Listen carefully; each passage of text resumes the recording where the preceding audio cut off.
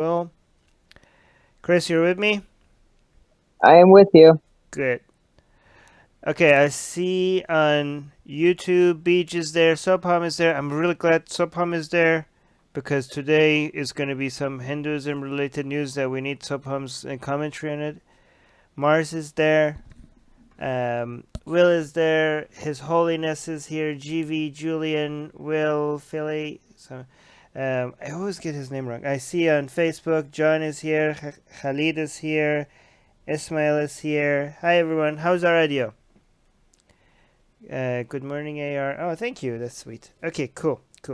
Everyone is here. All right. So today, Ali is not here with us. Chris has got last minute message to join. So thank you, Chris, for stepping in. You're welcome. Grant, hi Grant. So guys, somebody tell us if the audio is good. Yep, I think our idea is good. Yeah, Khalid is saying it's great.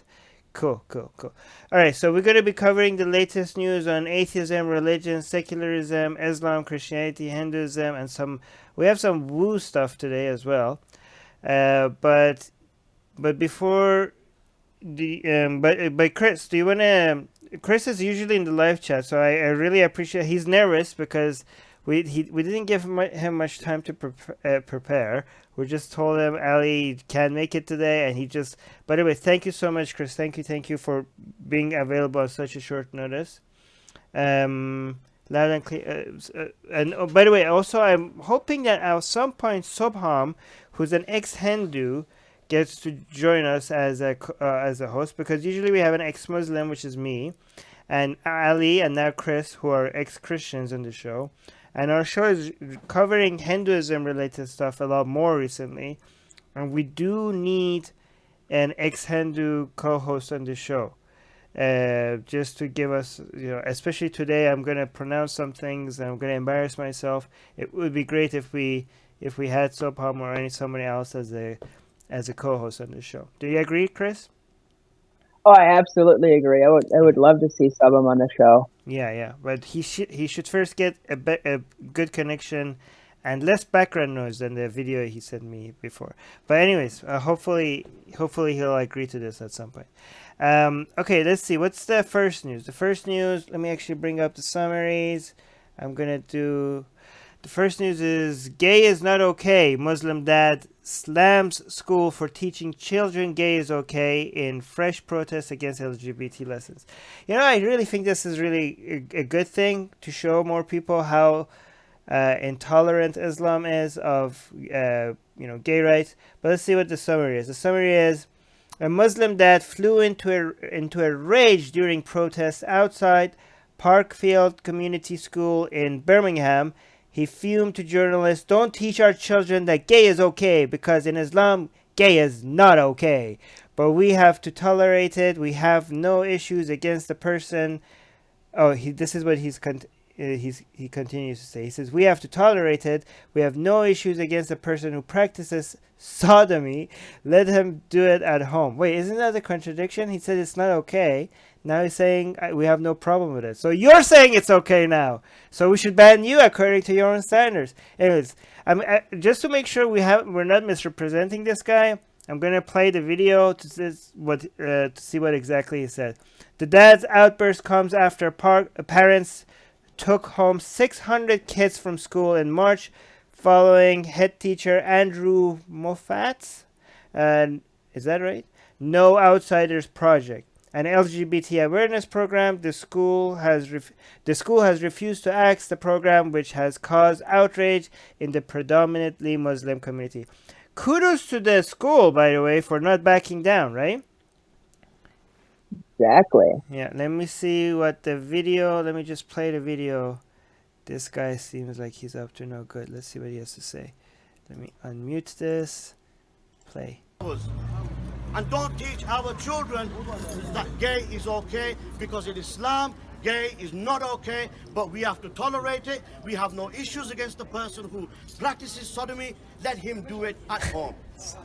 Okay, so if Mr. Moffat is teaching about ballet, male ballet dancers, or if he wants to become a male ballet dancer, I have no objections for him to be that. Yeah, if he wants to dress in his skirt. That's right. This is Okay, that was funny. You know you're religious when you call gay relationships sodomy, but like, imagine, I don't understand. Okay, so what I don't even understand what they're thinking. The interesting thing about this is that a lot of right wing Christians are agreeing with Muslims right now. They're like, oh, don't teach kids that gay is okay, because even if it's, some of them try to come off as like they're not homophobes, right? So they say like, you know what, we don't have any problem with gay people, but this is about sex. Why are you teaching kids about sexual stuff? Why are you sexualizing their education, right? But the interesting thing is that the level of, they're not like, they talk about it as if they're showing kids gay porn, in school.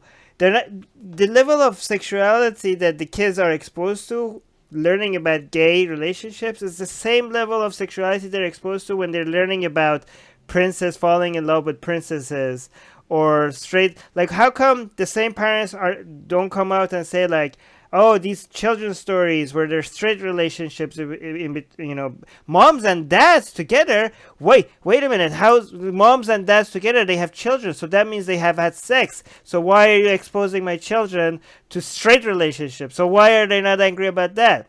Because what do you think they're teaching their kids? You think they're teaching your kids like, oh, this is how gay people have sex? No, they're just telling you. You know how you have moms and dads sometimes? Sometimes you have two dads. They're not teaching them about sexual stuff. The same level of sexuality they're exposed to that they were before with regards to straight relationships. So that's just an excuse people make. But I think this is a good thing. I think a lot of liberal people I never understood this unity between Islam and the left, especially because Islam is right-wing inherently, but it just didn't make any sense, and the only way they could make it work is by hiding the fact that everything is Islam is against liberal values. So I think this helps more and more liberal people wake up to the fact that, yeah, Islam is not the side that you want to be on. Let me see what Wolf is saying. Wolf is saying, set it in their ways is such a joke thought by religion, only no facts. Yeah, this is a joke, but it's a good joke, because I was waiting for this happen, but I don't know what the outcome is going to be, right? Chris, like, I think that I knew this is going to happen. I knew that the marriage between the left and Islam, and again, not all, hashtag not all, not all liberals, especially not liberals, but also not leftists, they don't endorse Islam, okay? But the ones that did, the ones that were making excuses for Islam, I thought this is a marriage that cannot last forever. They eventually are going to realize that they're not made for each other. But I wanted to see where this clash will eventually happen. And of course it's going to happen with LGBT, because the LGBT stuff is of course it's going to be LGBT, because for the left, this is something that they will not give an inch to anybody, right? They're like, no way. And also for Muslims, this is the most sensitive thing, right? This is something that is very icky to them. They're also not going to give an inch on this. So this is I don't know. Of course, this is going to be the main thing that they're going to be fighting on. So this is only going to get bigger. It started in the United Kingdom, but this is going to take this marriage is going to fall apart. And I mentioned to people 2 weeks ago, I think, that we need to highlight this more, and we need to get our gay rights activists. We need to put them in front of the line when it comes to fighting Islam, because this is their kryptonite. They cannot take this. Okay, they're very, very sensitive about this. I know personally, because I have done so many things against Islam, and I've never received more death threats than when it has anything to do with LGBT rights. Right? I can tell you, I have done stuff that didn't get that many death threats. And I tell you, I have burned the Quran on YouTube. Go watch that. Armin Navabi burns the Quran. I give you all the reasons why I think it's okay to do that. I didn't get that many death threats from that. Okay. We had Draw Muhammad contests. We had burn the Quran, hashtags and everything, right? And not that many death threats came my way. I know other people got it, but not my way. But there's 2 times in my life that I got the most amount of death threats. That was one. The first one was when Atheist Republic went and had the rainbow Kaaba. We had the Kaaba and we put the rainbow flags around it. We removed the black drapes with the rainbow drapes. That was the one time in my life I got the most death threats. And the second time is when I went to the Gay Pride Parade in Vancouver and I had the Allah is gay sign. And the reaction was the point, to show people how much homophobia the Muslim community is dealing with, right? And I had the police come on, multiple times to my home because of the amount of death threats that I got, right? This is something that is going to be ugly. But the only thing that the optimistic side of me says that this is a good thing because it's going to highlight the problem with Islam. But the pessimistic side of me will say that when it comes to the left versus Islam, Islam is a stronger meme. Right now, it seems like the school is not giving up. And it's like, no, we're going to tell kids that being gay is okay, which is really good that the school is doing that in the UK. We don't get that many good news from UK, but kudos to this school when it comes to doing this. They need to be congratulated because when it comes to Islam in the UK, not that many people are standing their ground, okay? But overall, Islam is a much, much stronger meme when it comes to defeating other memes that stand in its way. So this is why I wanted, the people that used to call themselves liberal, and now they're like, oh no, these are all social justice warrior snowflakes. I tell them, you should go back, you should reclaim what liberal means, what being left means, because if we don't go back right now, this is what Islam is going to take completely. Like, this is the area, the LGBT rights area especially, is not an area that we want to be defeated it, right, by the Islamic meme. Okay, so you need to go back and you need to reclaim what being a liberal means, which means standing for liberal values, which is against Islam. Liberal values are against Islam, and you need to stand your ground. Don't quit being a liberal just because you saw some liberals that you didn't like. Okay, this is not a battle that we could lose. We cannot let LGBT rights be defeated just because you saw some social justice warriors that you didn't like on the internet. Let me see. Wolf is saying Islam is so backwards and outdated, it's embarrassing to the human race. Yep, true. Will the Atheist Republic ban? I will ban you if you troll. That's okay. Okay, tag us if you want us to read your comment. Let me see what the top comment is. Chris, did I miss any comments? No, not that I could see. Okay. Not.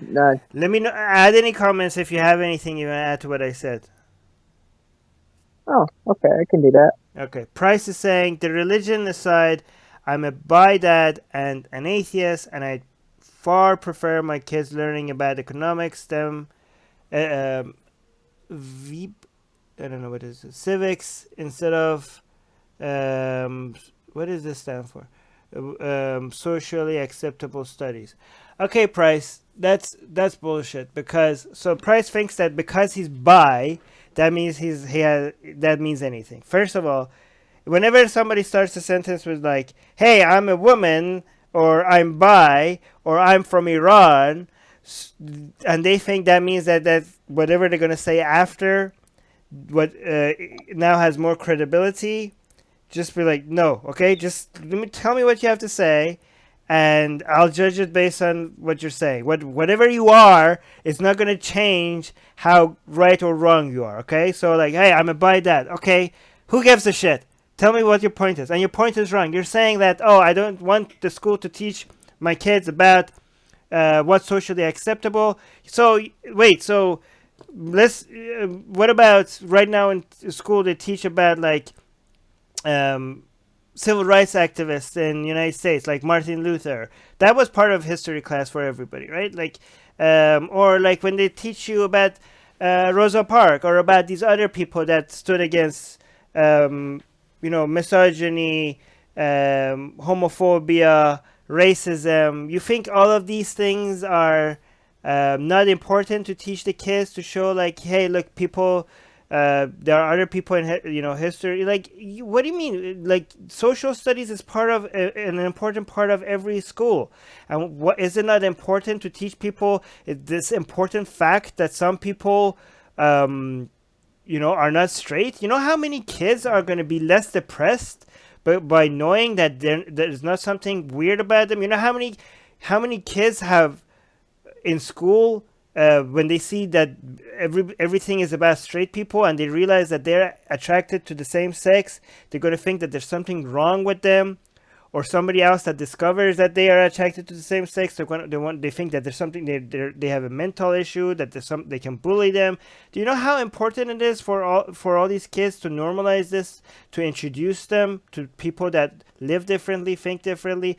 Again, by think and live, I'm not talking about values, okay? Because there's only good values should be encouraged, okay? But things that are biological, normalizing them is important. It makes people accept themselves. It makes people accept each other. This is a very important. First of all, so what you're saying is bullshit. So you're thinking only economics and STEM and civics matter. Well, I don't know. If social studies is an important part of every school curriculum, and if this is not part of it, I don't know how would you suggest that this is not an important thing to learn? That some people are not straight. Why is that? Why is that a thing that we shouldn't include in our message, right? But just because math is important, you think this is not important? I don't understand. And also, by the way, the fact that you're bi, that doesn't make you credible. I accept the work that the people that when people come up with what should they put in school studies, they have research, they have experts, they have people that have access to a lot of data, right? Being a dad or being bi doesn't give you credibility. If the people that decide what to put in school based on a lot of data and research, if they do that job right, even if they're straight and they have no kids, I'll trust that more over whatever you say. Next up comment says, I support this. See, these are people that, it's very interesting. They're like, I think even atheists will support homophobic atheists will support this Muslim dad, because homophobia is not exclusive, for to just religious people. Let me see. T is saying that makes a lot of sense. Not only for your point, but also because the more a child isn't having to deal with BS, the more they can focus on their education. Good point. Brody is saying, I would have been seriously less depressed if I had known that being gay was a real thing before I was 16, and it had been legal before I was 16. Like many others, I just felt alone because I'd never heard of it. Yeah, thank you. Chris is saying, Atheist Republic, to them LGBTQ are inhuman, immoral people, so their struggles differs from everyone else. Yes. Right there. And also another thing I want to point out, some people might like, oh, these are my kids, I get to do whatever, I have to decide what they learn. I have to decide what they're exposed to. No, you don't own your kids. Just because something came out of you doesn't mean you own it, okay? You can't, again, I'm for limited government, and I think even though I'm for limited government, the government does have a role, which the role of the government is to protect its citizens, okay?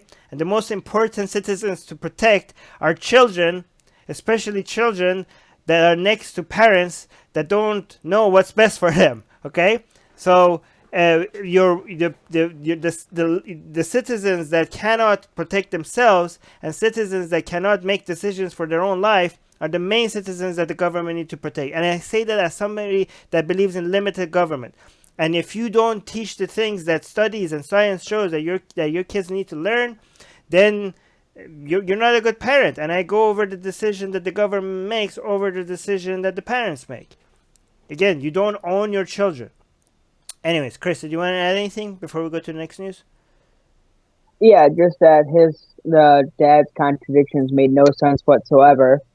If you didn't care about the homosexuality being taught in school, why are you I mean, if you don't care about homosexuality in general, why are you protesting that it's being taught in school? Why do you care for it? No, that's not what he said. He said that people could be gay in their home, in their private lives. Don't bring it in their school. In school, He said I don't care how other people live their lives personally. Well, the contradiction is that if you don't care how they live their lives, this is what the whole point of the school teaching is. That this is their person. They're teaching them like this is how some people are and this is how they live personally. And they're not teaching your kids to be gay. They're just teaching them that this is how some people are. All right, should I go to the next news? Yep, you're good. Okay, next news. Let me close these tabs because I have too many tabs open. Okay, next news. It says Class 4 boy dies of scorpion sting after school summons exorcist instead of doctor. This is in India, right? So we looked this up. Class 4 boy. This means age 9. Sopam, is that correct? Sopam in India, and Suraya is here as well. GV, class 4 means 9 years old, right? So let me see what the summary is. I read this story already. Okay. Oh yeah. So a principal's superstition claimed the life of a class 4 student. Oh shit! So the kid died. So this is the school principal, and he's superstitious, and because of what he did, this kid died. This principal better be in jail right now. Did you check if he's in jail right now? No, he just got suspended. Okay, let's see what happened. Yep. So the student was stung by a scorpion in a primary school in somewhere in India that I cannot pronounce, and this is why we need somebody from India as a co-host. Instead of rushing the student to the... By the way, if you want to see the location, because I cannot pronounce it and I'm not going to try, the link is in the description to the source of everything we say. Instead of rushing the student to the nearest hospital, the principal, who was later sacked... Okay, so he was sacked, but he wasn't arrested. Hopefully he gets arrested for it. So the principal suggested turning to an exorcist to save the unlucky boy. So this kid lost a lot of important time not being in the hospital, but people actually trying to use an exorcist. Wait a minute, an exorcist? It's a scorpion, not a fucking demon. The condition of Aaron, a student of class 4 in village Vera under, again, I'm not going to read this, turned grave soon after. He was then rushed to the community health center in the village.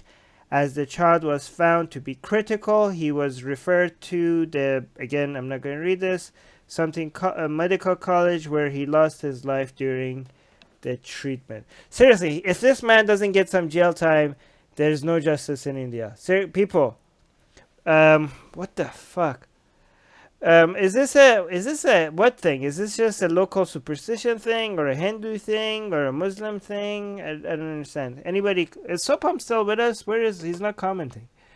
I don't know, but if it's not a Hindu thing, this goes towards what I usually say, is that superstition, even without religion, is extremely dangerous. And again, these are examples of superstition when it harms people, when it's it gets into the news only when somebody dies. But superstition harms, imagine how many other ways superstition is hurting people, but doesn't get the news because nobody died, right? Like, even if it's not religion, just superstitious belief really harms people on a day-to-day basis all over the world. But this only gets the news because somebody unfortunately died. Again, all form of superstition needs to die. All form of superstition needs to die. This is nonsense. Let me see what the top comment is. Jamie is saying thoughts and prayers come. Fucking hell. People, don't make fun of people when they die. Ian is saying, because prayers and spells don't work, but science does. Okay, I'll take that. Devin is saying, I expect nothing, and yet I'm still disappointed. I don't know what that means. Okay, this is a comment I want to highlight, because this is a comment that shows how asshole atheists can sometimes be. Is it no, how, yeah, anyways. That wasn't grammatically correct, but I don't care. Nigella is saying, good Darwin at work. Nigella. And Nigella is somebody that has one of those atheist logos in his profile, but it's this guy that is putting Islam, Judaism, and Christianity in the garbage bin, right? And Nigella is saying, good that this kid died. Okay, the kid died, and Nigella is saying good. Okay, and this guy is an atheist. This guy is an atheist, and your logo is putting Christianity, Judaism and Islam into the garbage, Nigella. You should include your own garbage thoughts into the garbage, right? I mean, what like when the news is that the kid, the 9-year-old boy, dies, and your first reaction is good, then you have to, don't you think to yourself, like, am I not the evil person here in this situation? Like, am I not, am I the baddie here? Like, doesn't this cross their mind? Like, what are you, like, what's the point of being anti-religion when you're happy about a 9-year-old kid dying? Holy shit. Let me see what the top response to it is. That's a bit, so Andrew responded to Nigella, saying that's a bit rough on the poor kid who depended on adults to look after him. It's a bit rough. This is insane. What are you talking about? This is horrific. This guy is a monster, right? Again, this guy is an atheist. I'll take a Muslim, a Christian, a Jewish person, a Hindu, a whatever that doesn't say good after the news that a kid died. I take that kind of person over any atheist that thinks that this is good news. Okay, I'll take the Muslim and the Christian and the Jewish person and the people. Those people are better than you. Okay, CG is saying the kid didn't subject himself to poor treatment. That's not Darwinism, dumbass. Honestly, even if it was an adult that did this to himself, you should still be upset about a poor person dying. Darwinism. People. Okay, Darwinism is. First of all, you don't even know how to say that. It's not Darwin at work. Darwin is dead. You mean Darwinism at work. But even if it was an adult people, this is some religious people are the main victims of religion. Even if it was an adult that did something stupid, something religiously stupid. I mean, everything religiously is stupid, but something superstitious that ended up getting them killed. You should feel sorry for them. You shouldn't be happy. You shouldn't feel like joy. You should feel like this person the religion took their life. Okay. Religion took their life. Darwinism at work. So wait. So you think every force of nature, if it happens because it's a force of nature, it's a good thing? You know what else is a force of nature other than Darwinism? Gravity. Does that mean that everybody falling and dying because they fall is good? Gravity at work? Yay! Gravity is doing its job. If I push you off a building and you die, should I be happy because gravity is doing its job? Alright. Oh, look, then here's another comment. Survival of the fittest. Jesus. Well, if you're talking about gene pool, I hope... No, never mind. That's not great. This is why beliefs are not to be respected, but ridiculed. Poor boy. Yeah, that's a good comment. Alright. Chris, did you want to add anything? Nope, not for this one. You pretty much said everything that I would have said. Okay. Sorry, I went on a rant. Alright, let me go to the next news. Let's see. The next news is also India. 20-year-old kills self in Chennai. Is that how you say it? Due to homophobic bullying. India has a massive LGBT issue. A lot of people think because gay marriage is legalized that India is now fine. No. You still have a lot of work to do, India. Let me see. What's this kid's name? How old was he? 20-year-old. Okay, so his name is Avinshu Patel. Avi for short. Okay, Avi. Wrote 2 Facebook posts, one in English and one in Hindi. Both were suicide notes. This is what he wrote in the suicide notes. He was bullied for the way he walks and talks. Okay, so he says, this is the note.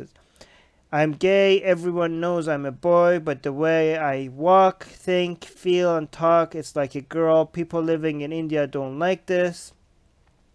And then he also wrote... Okay, oh no, that's the only thing I have from his notes.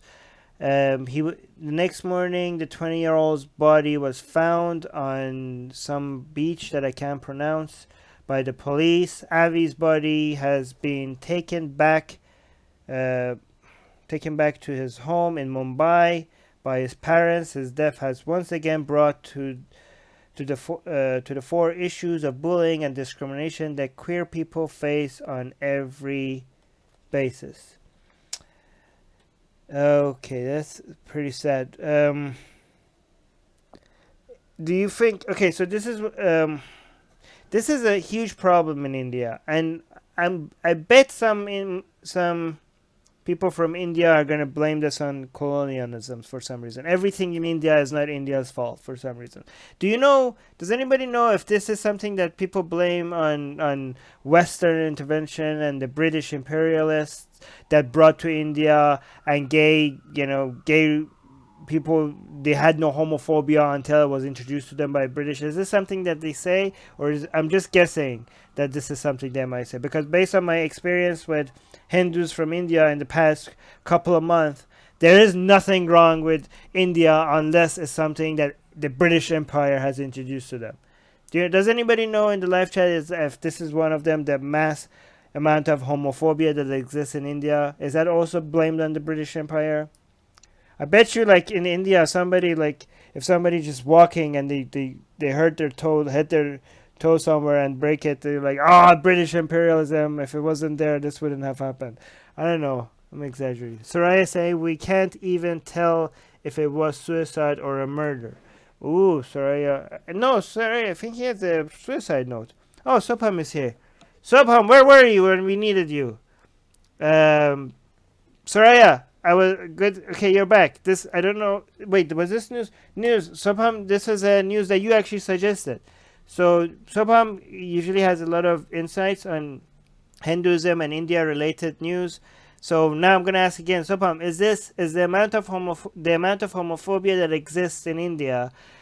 Do people in India blame that on the British Empire? Or is that, or am I just guessing wrong here? I'm just guessing here. I don't know if they do or not, but based on the other things I've heard, do they take responsibility for at least this one thing? Do they? I know a lot of we shouldn't talk about India as if Indian people as if they're all one thing, right? There are a lot of gay rights activists in India. And they have done a lot of work, and they have been abandoned by their fellow gay rights activists, but not all of them. Again, hashtag not all. Just put a hashtag not all right above my head so I don't have to repeat it every time. But a lot of gay rights activists in the West do not pay attention to the way LGBT community is treated in other countries. And if you want to pay attention to one country, India is a good pick, because every policy change in India affects the highest number of people than any other country, maybe except China, right? So the way the government and society treats gay people in India should be very important to every gay rights activist, right? But Sobham, can you answer me this? Answer this. Do a lot of people in India blame homophobia on British imperialism or not? And if they do, how accurate is that? Because they do that with everything else. And again, just because I say a lot of people in India do that, that's not to dismiss the activism of a lot of gay rights activists and a lot of atheists and secular activists in India themselves, okay? There are a lot of people in India that are doing a lot of work, but... Oh, Sobham responded. Sobham saying, I am someone who hates blaming the British Empire, but actually mainstream homophobia might be because of the Islamic invasions and the British. Okay, so Sobham, I'll usually trust Subham over other sources of this thing, because Subham is not as biased as the other Hindu nationalists that come and comment usually. So if Subham confirms that this might actually be one of those things that they are right about, that the two empires that ruled over India, the British Empire and the Islamic Empire, might have been responsible for a lot of the homophobia today in India. Okay, so see, now all the we do accept it if it's true, but Sopam has a lot of access to a lot of information. But people, if you know sources for this, or if there's any way that you could confirm this, please comment in the description with links to statistics and stuff like that, so that we can learn from you. Okay. Sopam is saying Hinduism has controversial position on homosexuality and homophobia, and I can't explain it all just through the next. Just through the text. Okay, there's a T, extra T there.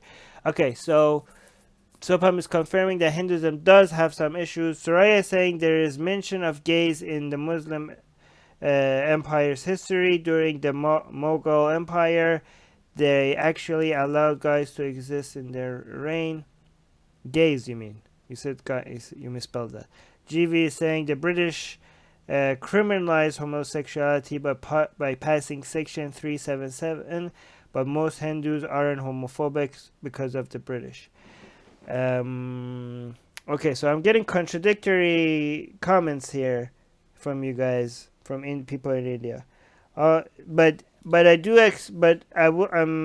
have heard from a lot of people saying that there's a lot of things that you could blame on Hinduism and Indian culture, but homophobia is not one of them, and it's something that was brought to India by Islam and by the British Empire. So this is something that we need to figure out.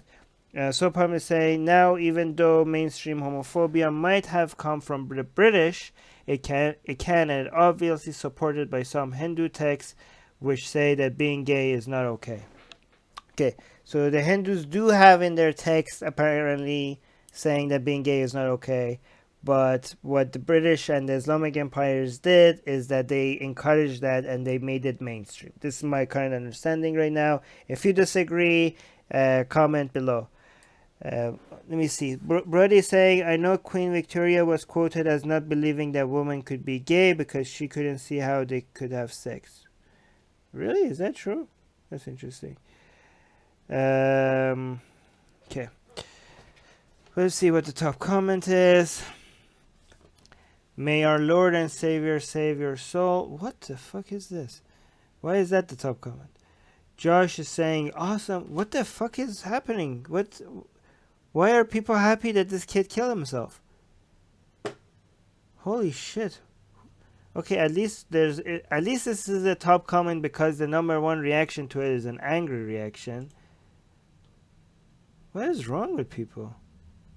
Actually, that's the top comment response to it as well. Josh, what the fuck is wrong with you? I don't understand. Let me see if Josh explains himself. He doesn't. Oh.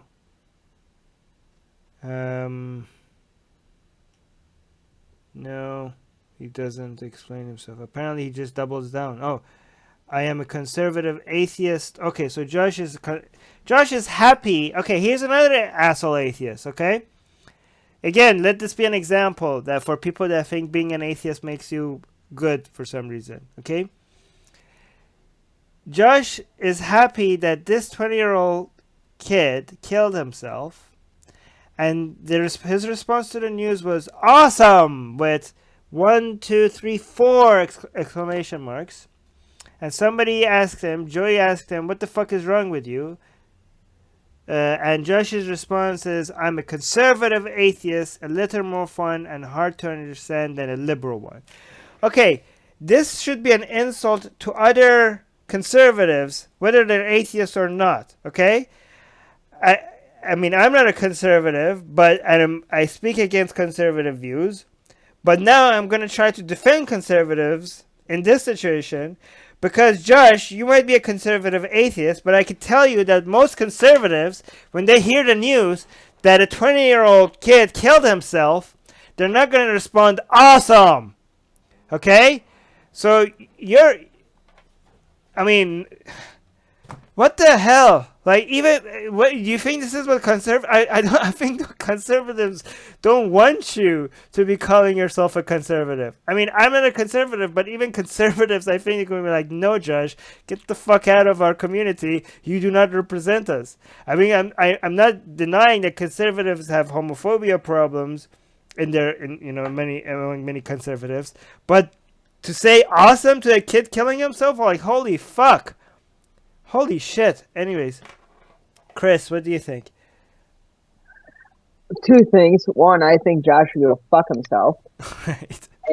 The other thing is that the boy who killed himself, Avi, he was actually a trainee at a nail salon, and he was being, at a salon, and he was being trained to do nails and other stuff like that. So the fact that he killed himself because of homophobic bullying, when he had so much in his life going on, that's just sad. Yeah. I mean, yeah. All right. He had his whole life ahead of him. By the way, Soraya is disagreeing a little bit. Soraya is saying Muslims empire didn't encourage it, but they at least allowed them to exist as servants. Yeah, I mean, the Islamic Empire has a lot of contradictions in the way how Islamic some of these rulers were. There are some, and again, it's a difference between, a ruler might do something in his own chambers or whatever they have, but also promote a certain different culture throughout the society, directly or indirectly. It's more complicated. Like, even if but this is something that needs to be studied in more detail. That's why I'm saying, if anybody disagrees with us, comment, maybe provide some links for reading for us to understand. I just know, even if this could actually be blamed on the British Empire and the Islamic Empire, I do know that the Hindus and other Indians do exaggerate on how much they blame things on the Islamic Empire and the British Empire, right? Even if this is not one of those examples, even if this is one of those things that could be blamed. Anyways, next news. Okay, next news. Let me see. I almost forgot that I'm reading it. Canadian chiropractors are training to adjust babies' spine using dolls. Holy shit. Guys, okay, this is going to be something that I am going to lose some fans on, because I know a lot of our fans swear by chiropractic. They say, like, oh, I had this backache forever and I went, and then, like, anyways, let me read this. Later this month in Canada, one organization will be hosting a 2-day-long conference to teach chiropractors how to mess with the spines of babies. They'll be practicing on baby dolls. Holy shit, why is this not illegal? Because they're basically practicing how to commit crimes that's how I'm reading it. Literally, any type of baby doll other than a Barbie because it's too small, or a Cabbage Patch Kid because it has no neck, is acceptable. Making matters worse, the group organizing these events is the International Chiropractic Pediatric Association, which also spreads the lie that vaccines cause autism. Oh, fantastic. Oh, shit. Okay. Guys, there is no science to back up chiropractors. And yes, I know there are some chiropractors that do some science, that some other things on their side that is based on science, but that's just what they do on the side. Chiropractic work by itself there's no scientific proof that it does anything. Any effect that it have is placebo. Your money would have been spent much better with a person with an actual medical degree, or a physiotherapist, which gives you the placebo plus the actual benefit of what they're doing. These people are doing dangerous things to your body. Don't let any of them touch you. This should be illegal. This should be closed. I don't understand why governments haven't cracked down on this. Unbelievable. Okay, let me actually show you a video that Hamad Mehta included in this. Let me see. Actually, before I show you this video, let me actually also point out. Let me see how much of the video are you seeing. Let me go back to the article. I'll show you the video soon. Okay, but Hamad in his article he included some text from actual experts, which were trying to warn people about this 2-day event that is coming up. He's saying, the first person, who is this first person? This is from Ryan Armstrong from Consumer Health Advocate, saying, set aside whether a 12-hour weekend course is even sufficient to start adjusting babies. Training time is irrelevant. Babies do not need to be adjusted and they should not have their spines manipulated. Okay, so what Ryan is trying to point out, this is one expert, because a lot of people are like, seriously, you're only getting trained for 12 hours to be able to now manipulate baby spines? Is that all the training you need? But Ryan is pointing out it's irrelevant because you shouldn't be messing with baby spines at all. No matter even if you get 12-hour training or 12-year training, you shouldn't be doing this, okay? Armstrong, who holds a PhD in biomedical engineering, said chiropractic adjustments of infants offer no known benefits but potential risks. Yeah, there is just lack of evidence. All conditions that chiropractors claim to treat in infants, there is no known physiological mechanism to explain how spine manipulation would benefit. Yeah, these people are just believing it. You know, every time they try to sell this to you, you point to them that studies don't work. Studies show that this doesn't work. There's no evidence for this. And they always say like, well, but it might work for you. Oh, really? You want to go with anecdotal evidence? But I feel based on studies that has gone over thousands of examples, you want to just go based on my own personal feelings and experience? That is your standard? And yeah, by the way, Hemant had this in his article, and I'm going to read this word by word because it's very important. Another fear is that chiropractors who claim to specialize in pediatric hold a title that isn't even real. Pediatrics is a medical term, and these people have no medical training.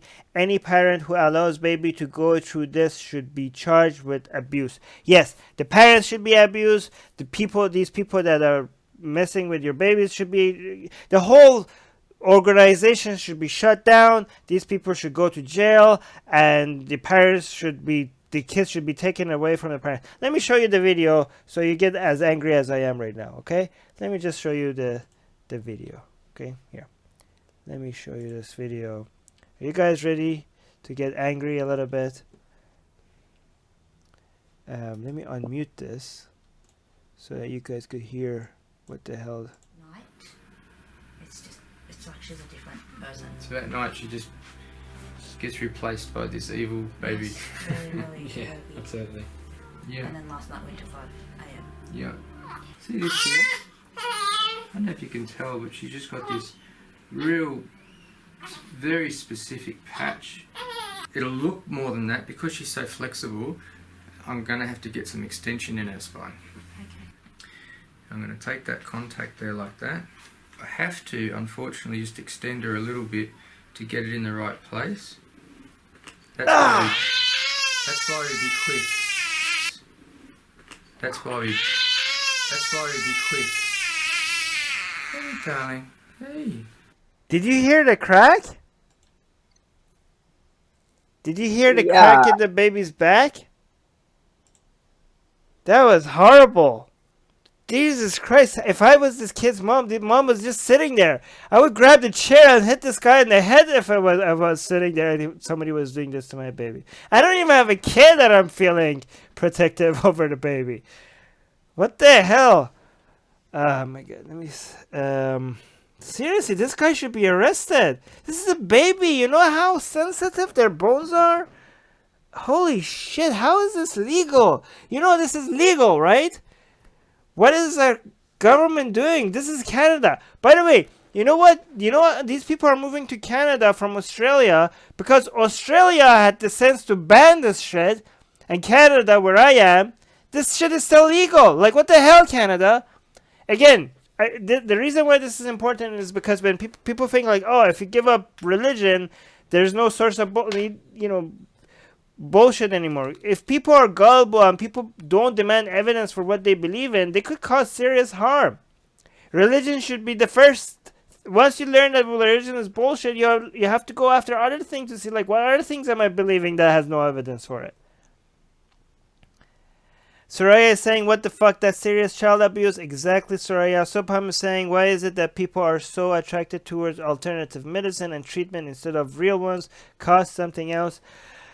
I don't know. It's a mix of a whole bunch of things, like anti-corporate, anti-big companies, anti-government, I don't know what. Anti-many things. People believe in natural things over, Wolf is saying, it needs to be done when you're older. There is no point to do this to a child. No, I think chiropractic doesn't need to be done at all. Go to a physiotherapist, not to a chiropractor. If you have back pain and stuff, go to a physiotherapist. Don't go to a chiropractor. What do you think, Chris? I agree. Yeah, I mean, chiropractors are nothing but they're woo, basically. It's no different. It's no different than acupuncture. It's no different than crystals. It's no different than spiritual healing and realigning your aura or anything like that. It's just nonsense. 100% complete and total nonsense. Right. And sometimes they mix in a little bit of something that actually is based on science, right? Like, you could find ones that have, it's kind of like finding things in Islamic history that is actually pro-science to try to make the claim that, Islam is for science. Or if you go look into history of Christianity and find some Christians that were also scientists to suggest that all Christianity is for science. So, like, the chiropractic as a whole, as an industry, it needs to be banned, because anything that they have that might be scientific is already covered with under real medical care, right?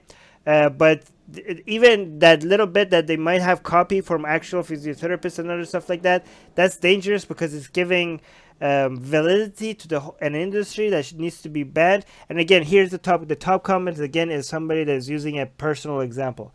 I don't know how to pronounce this person's name, but they're saying, well, a chiropractor lifted my daughter's up gently, bent her from side to side, then laid her on his lap, back up, and moved his hand up her spine. Before this, she suffered from colic and slept 3 hours at the time, but the following night she slept the whole night before, never had the problem again, and I don't believe in magic.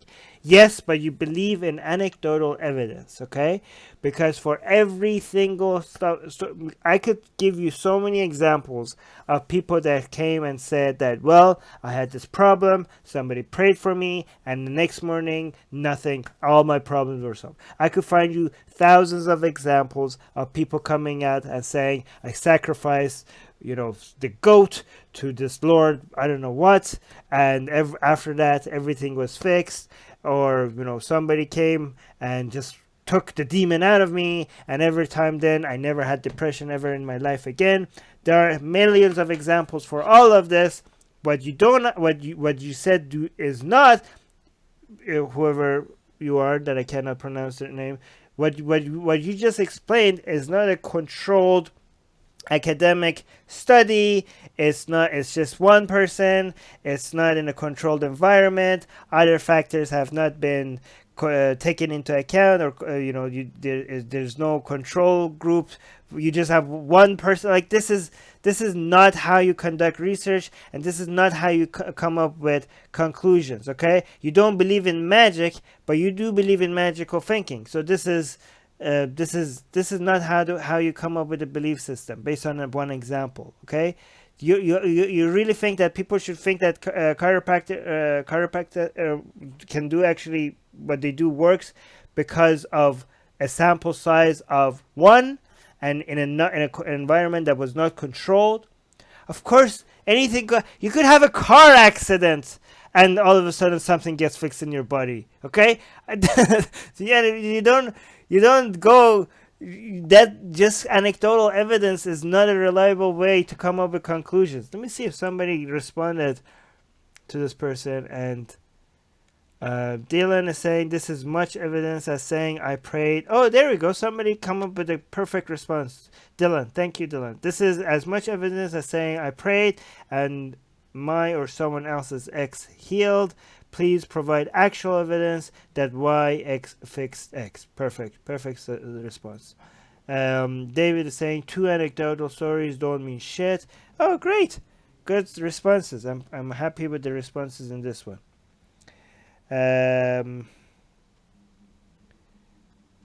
Yeah. Okay. Chris is saying asbestos is natural, but it doesn't mean it's safe. Well, heroin is natural, right? Chris? Yes, heroin is natural. It's derived from the poppy seed. Yeah, heroin is natural. Natural doesn't mean it's good, okay? Okay. Let me see. I think we covered this news good enough. Close this one. Again, usually I close the tabs when Ali is speaking, but today, let me see. Okay. Next news is from, it says members of Iranian band confess, let me start again. Members of Iranian band confess sentence to prison and 74 lashes. Wait, the title is written badly. Okay, so the members of Iranian band, they confess, and then they got sentenced to prison and 74 lashes for playing metal. I think this title is misleading, but let me just read the summary, and then you can tell me if the title is misleading or not, okay? So, by the way, the story starts in 2015, but the sentencing is recent. That's why we're covering the news right now. I know I say in 2015, but it's recent, actually. Okay. In 2015, 2 members of Iranian metal band confess. Confess. What is it? Nikon. By the way, I can pronounce these names because I'm from Iran. Unlike the Indian news, I'm going to have an easier time here. So, Nikon Khosravi and Arash Ilkhani were arrested by the Army of the Guardians of the Islamic Revolution for blasphemy and other charges for expressing anti-religious and anti-regime sentiments via their music. While Khosravi and Ilkhani since sought asylum in Norway, they were recently sentenced to a combined 14 years in prison and 74 lashes for playing heavy metal in their home country. The full list of charges include insulting the sanctity of Islam, disturbing public opinion through the production of music containing anti-regime lyrics, and insulting content, and for participating in interviews with the opposition media, and insulting the supreme leader and the president. According to Khosravi, they escaped execution through a loophole in Iran's practice of Sharia law. If you insult the Prophet, you will get executed because he's dead and he can't defend himself. But if you blaspheme God and question his existence, he can forgive you. That was why we didn't get executed, Khosravi told Loudwire. I think that's a news agency. They now reside in Norway, where they were granted asylum and are able to continue making music. So they're safe. Okay? So that's the good news, right? They got sentenced, but they got their sentencing while they were in Norway. So they're safe. And what a great way of getting a promotion for your music, right? I mean, if you're not in Iran, wouldn't it be great if you get sentenced to go to jail and 74 lashes while being safe sitting in Norway? Isn't Norway like a metal paradise? I don't know. Some metalheads tell me. But this is great. They're living in Norway, which is, I think, is like a middle paradise, and they just got a free promotion from the Islamic Republic of Iran. I bet you a lot of people are now checking them out because of, look at the list that they're giving: insulting the supreme leader, that's badass. Disturbing public opinion through the production of music, anti-regime lyrics, that's badass. Insulting the sanctity of Islam. I mean, guys, go check them out. What's the name of their band? Confess. Oh, even their name, now I get it. Even their name is like, makes, oh, okay, that's why I was reading a title wrong. Members of the Iranian band Confess. I thought that was part of the title because they were confessing. That's the name of their band. Okay, I get it now. Okay, go check them out because this is great promotion. But I don't get the part that they're saying that if you insult Muhammad, you get executed. But if you blaspheme God, you don't, because God can't forgive you. Because Iran's law actually does say that if you leave Islam, you get executed if you're a blasphemer against God. I don't know what loophole these guys are talking about, but I'm glad here's the thing with countries like Iran. Your experience might vary based on who your judge is and who arrested you. But I'm glad that these people got out. No matter, I don't know what law they use. I don't know how this detail works, because I know for a fact that there was this other guy. Let me actually bring him up. So they're saying they got out because they blasphemed God, and that's not a crime punishable by death. But if you look at what happened around 4 years ago, there was this guy in Iran, Mohsen Amir Aslani. He was executed in Iran for heresy, and his heresy involved saying that Prophet Jonah was not swallowed by a fish. Is it a fish or a whale? Because I know either Christians say fish and Muslims say whale, or it's the other way around. What do Christians say? Christians say Jonah was inside a fish or a whale? Christians say he was swallowed by a fish. No, Okay. he was swallowed by a whale. He was swallowed by a whale. Whale? Okay, so I think the Muslims say big fish, not a whale. I don't know. But he said, this Mohsen guy, 4 years ago, he said he thinks that that's just a symbolic thing, that didn't actually happen. And he's a school teacher. And they executed him for that. Okay? That's all he said. So that's all he said, and he got executed in Iran. This is real. Like, go check it out. Every time I say this, people don't believe me, and they're like, "Wait, what?" And they go check it out, because he didn't say fuck Islam. He didn't say fuck Muhammad. He didn't say Islam is cancer. He didn't say God is not real. He didn't say any of that. He just said, like, "Hey, that story where Jonah was swallowed by a fish, I don't think that happened. I think that's just symbolic." Execution. Okay, so now when I hear this story, I'm not saying any of this news story is not real, because obviously it is real. They got out, even though they had in their lyrics of the music that they blaspheme God. They got out. They didn't get executed. So people are like, wait, how is this possible? That guy got executed. How come these people didn't get executed? Well, because it's all in the air. Like it's not consistent. They don't like it. Really depends on who you're dealing with, and how dickish the judge wants to be, and how he feels that day. You know what I mean? So, but I'm glad they got out, and I'm glad that they got a free promotion. But they have, like, honestly, these people have like serious balls. They were making metal music against Islam, against the regime, against Khamenei himself, which is actually worse for Iran than insulting Muhammad. And they were doing it while they were in Iran. Like, holy shit, that takes some courage, right? Let me see what the... Okay, so now let me see what the top comment is. Okay, so the reason why I said the title might be misleading is because the title says that it was for playing metal. Okay, so some people might, if you just read the title, some people might think that, okay, just playing metal could get you a prison sentence and 74 lashes. No, these people had some anti-Islamic and anti-regime text in their lyrics in their music.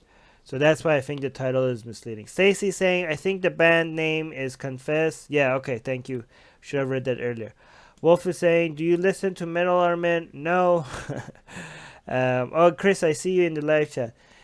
T is saying, Norway most famous for being early pioneers of black metal, being the form it is today. Also for church burning and murder by band member Varg. Oh yeah, isn't there a movie about that guy? Actually, he is in the band. What?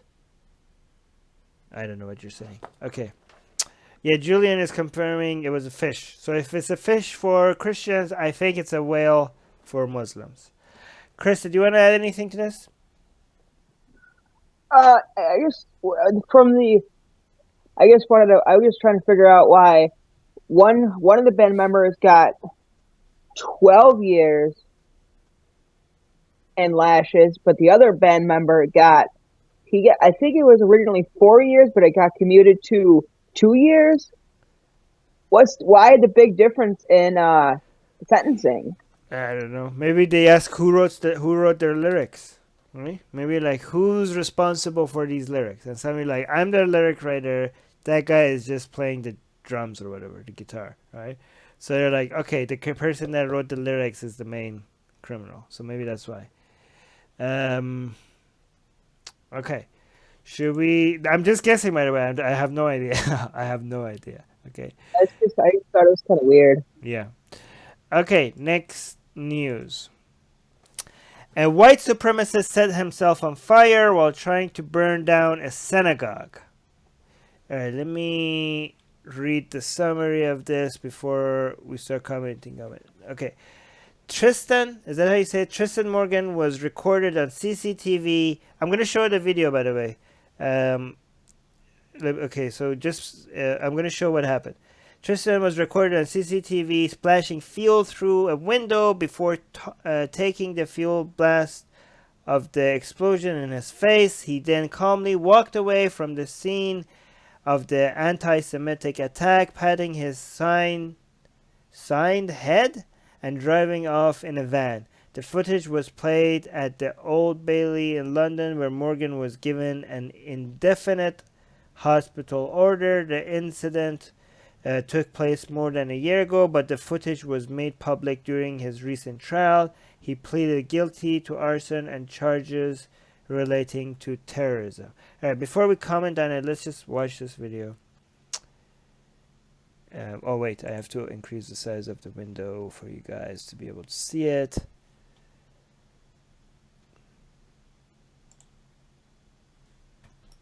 There's no idea. So I'm going to describe to our podcast listeners this guy just hammering away on the wall of a synagogue, just hammering. How long is this video? It's a bit long. I'm going to skip forward a little bit. The hammering doesn't work. He shows up with gasoline. He pours it.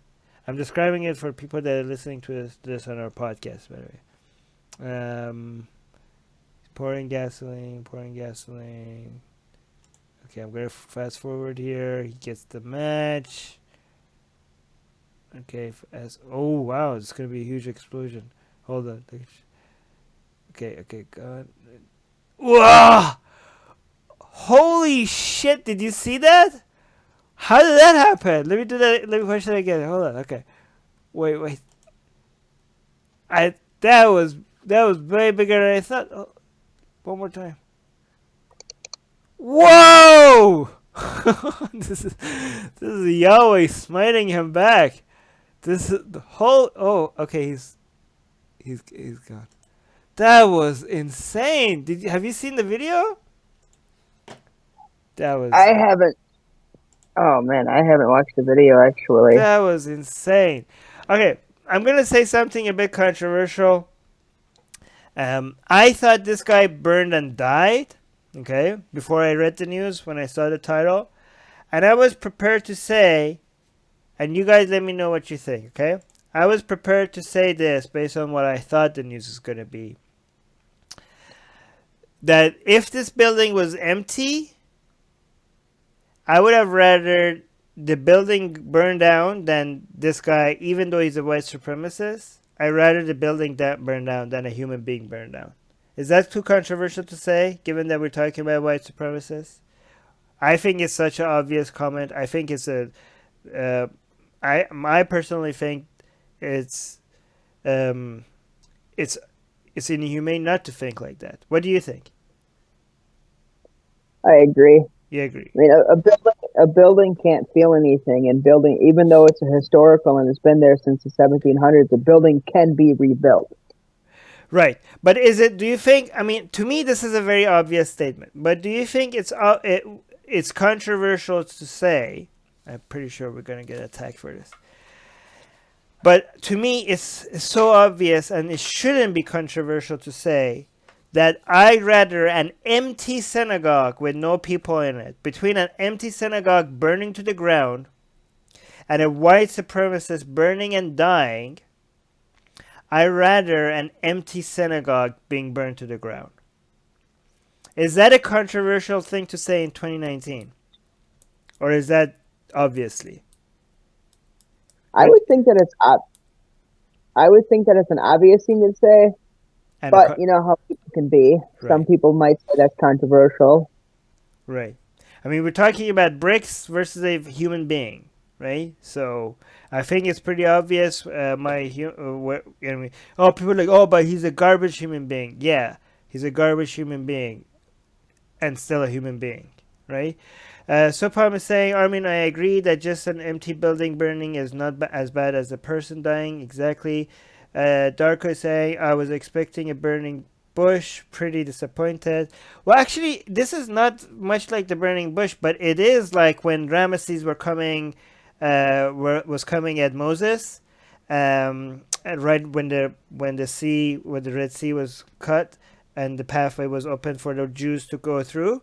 The fire that came from the sky to stop Ramesses to get to the Jews. This fire was reminded me of that. Okay, this was very much closer to that story, not the burning bush story. Doorknob is saying, "Isn't once enough, especially if you are the one doing the kissing?" What is? Oh, no, that's not to me. Okay, but does anybody think I'm being anti-Semitic or something like that by saying that I don't want a white supremacist person to burn? Right? I don't know. Is that I want to see if somebody's going to get offended by that. Another thing I wanted to point it out is that this is something you discovered, Chris, because I didn't know. When he went to hospital, he actually it wasn't for injuries, burning injuries, it was for mental issues, wasn't it?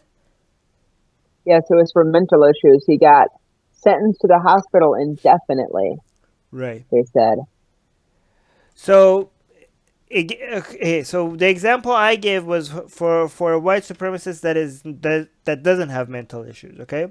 But this person, another source of controversy for people is that they say like, oh, this person was mentally ill. If you say that, a lot of people might come and say like, oh, sure, every time somebody does something racist, you're going to excuse it by saying that they're mentally ill. And the response to that is like, no, because the hospital is saying that he's mentally ill, okay? So, like, if this person is mentally ill, then he does deserve care and sympathy, okay? I think, right? This guy deserves our sympathy, deserves to be protected, deserves to be cared for, deserves to be healed for his mental problems. It doesn't deserve to be, shamed, and we shouldn't even be disgusted by his white supremacy, because if he's mentally ill, and people are like, oh, Armin, you're excusing white supremacy. Like, no, I'm not saying it. If the hospital is saying it, okay, these are actual doctors that are saying it, then I'll go by that until I'm proven otherwise, okay? So just wanted to see what you guys think. Let me see what the top comments are. Azhar is saying, thoughts and prayers and thanks for sharing. Although I don't believe in karma and stuff, but knowing this gives me immense joy. Well, the only reason why this gives me some joy is because the man wasn't harmed. I mean, it wouldn't be, and it was pretty impressive the way the fire came out. It was pretty cool, but it shouldn't. I hope it's giving you joy because you clicked on the article and you figured out that he wasn't burned. Okay, like I'm hoping nobody here is enjoying some other fellow human being that they don't like because of their garbage views. If you're enjoying hearing about somebody being burned, then maybe go check with somebody, maybe go talk to some professional or somebody, like, hey, I actually today I caught myself enjoying hearing about somebody being burned, so maybe I have a problem. Maybe can you tell me what's wrong? Like, I'm not saying I'm not an expert, so I'm not saying you have mental disorders, but I'm just saying that if that's what you're feeling, maybe go talk to a professional that could tell you that maybe you do have some problems. Michael is saying thoughts and prayers. Again, thoughts and prayers. Wow. 4 of the top comments are thoughts and prayers. And they're being satirical. Kenny is saying, every time I see this, it makes me laugh so hard. All right. Okay. I'm going to go to the next news. All right. Close these ones. I'm going to remove this. All right, next news. It says how millennials replaced religion with astrology and crystal. That's us, right, Chris? These are yeah. How old are you? 35, I think. What year is it? Yeah. It is no, 36. 36? Yeah. Oh, you might actually be the generation before a millennial. Oh, okay. Anyways, wait, really? Okay, fuck, I feel old. Yeah. All right. Okay, let's ignore what you just said. Let's go to the news. Millennials increasingly identify as nuns when asked about their religious affiliation, according to a 2017 Pew survey. They are atheists and agnostics, or say they are spiritual but not religious. But yes or no survey questions don't tell the whole story, says Diane Winson. Winson? Yeah. The Night Chair in Media and Religion. Okay, that's just, wow, that's a big title. Okay, Diane is important. That's all you need to know. Her title is very long, so I'm not going to go read the whole thing. Just about every society throughout human history has developed traditions and practices. Oh, no shit. That's not a coincidence, she said. People are inherently religious or spiritual. Okay, I hope you're not excusing it with the naturalistic fallacy, with the appeal to nature. But then she continues and says, oh wait, is this part of her comment or is this just the article? One of the big draws for younger people about spiritual practices is the ability to pick and choose, said Jim Burko, a progressive Christian who works with college students as their senior associate dean of the Office of Religious and Spiritual Life. Okay, what kind of a college does this have this guy as the dean? Seriously. The Office of Religious and Spiritual Life at USC? Alright, this is why you have to pull your kids from school, okay? School is bullshit. If your school has an Office of Religious and Spiritual Life, okay, this is why you have to... Oh, fucking hell. No, actually, I don't know. But if you are homeschooling, please make sure you don't homeschool like the Christian and Muslim parents do. Actually, go look at what the standards should be for your kids. Go look at all the everything that your kids has to learn from home. But this is such a waste of money. Honestly, like I think half of the money that people are paying to universities and students is just going to waste. Then the rest of the news continues. Spiritual practices appeal to the commitment wary. You can get a little into crystals or astrology or tarot, or a lot into it. So basically his argument is that these are for people that want to decide how committed they want to be, because like these spiritual stuff is not as demanding as religion. What do you think about all this woo-woo stuff that a lot of these, so-called, not so-called, actually atheists or nuns that believe in, do you think it's just harmless nonsense? It's okay? What do you think? Oh, absolutely, it's not harmless nonsense. Because if you would rather take some homeopathic cure than go to an actual doctor to get whatever ails you treated, then and then you spread that to other people, and those people believe what you say, then you're not only harming yourself, you're potentially harming other people as well.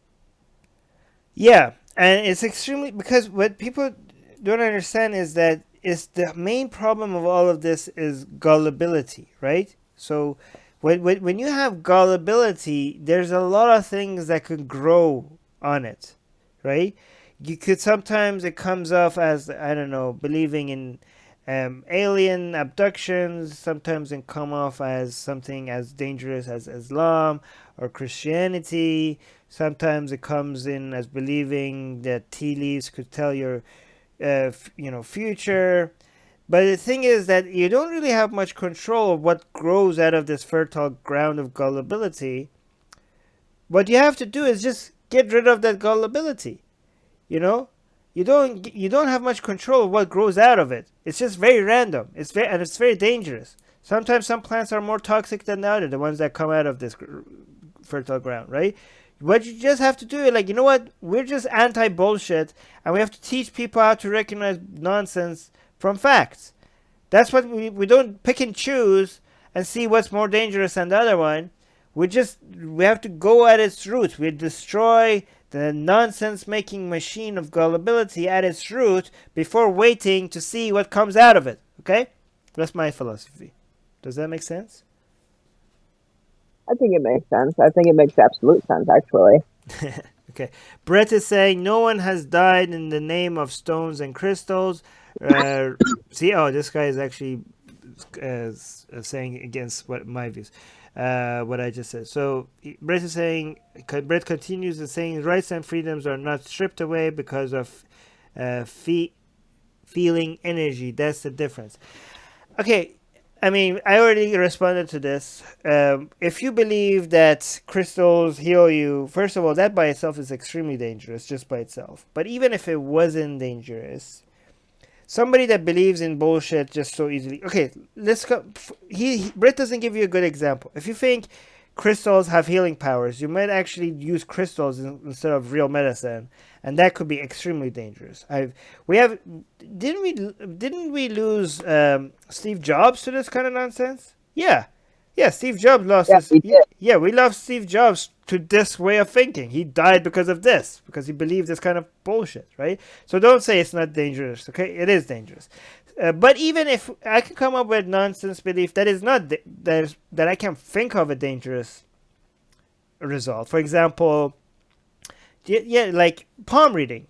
Actually, palm reading I can't come up with a way that could be dangerous. But more often than not, palm reading is ridiculous. But if you actually believe in it, usually doesn't result into anything dangerous. Usually, okay? I can't come up with scenarios if I use my imagination, but usually it's not that dangerous, right? But you feel like, okay, believing palm reading is not dangerous. Well, people believe in their nonsense, okay? But here's the problem.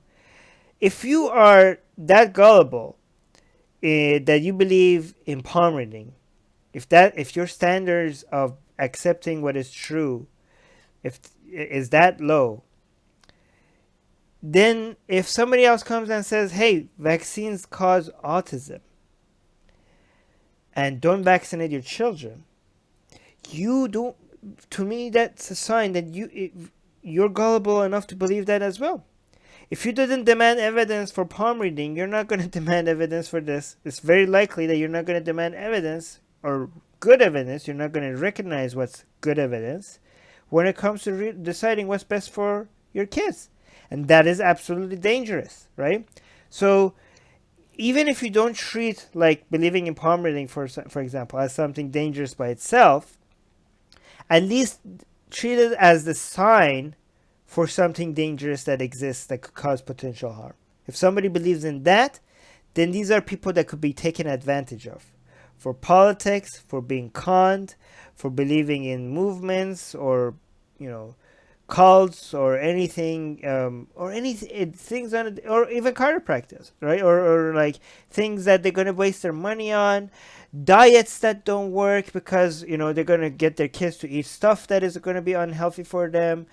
They're gonna believe, like, if you say, "Oh, my grandpa smoked cigarettes and he lived until 80 and he was very healthy and he was happy, so I don't think cigarettes are harmful." So they're gonna say bullshit like that.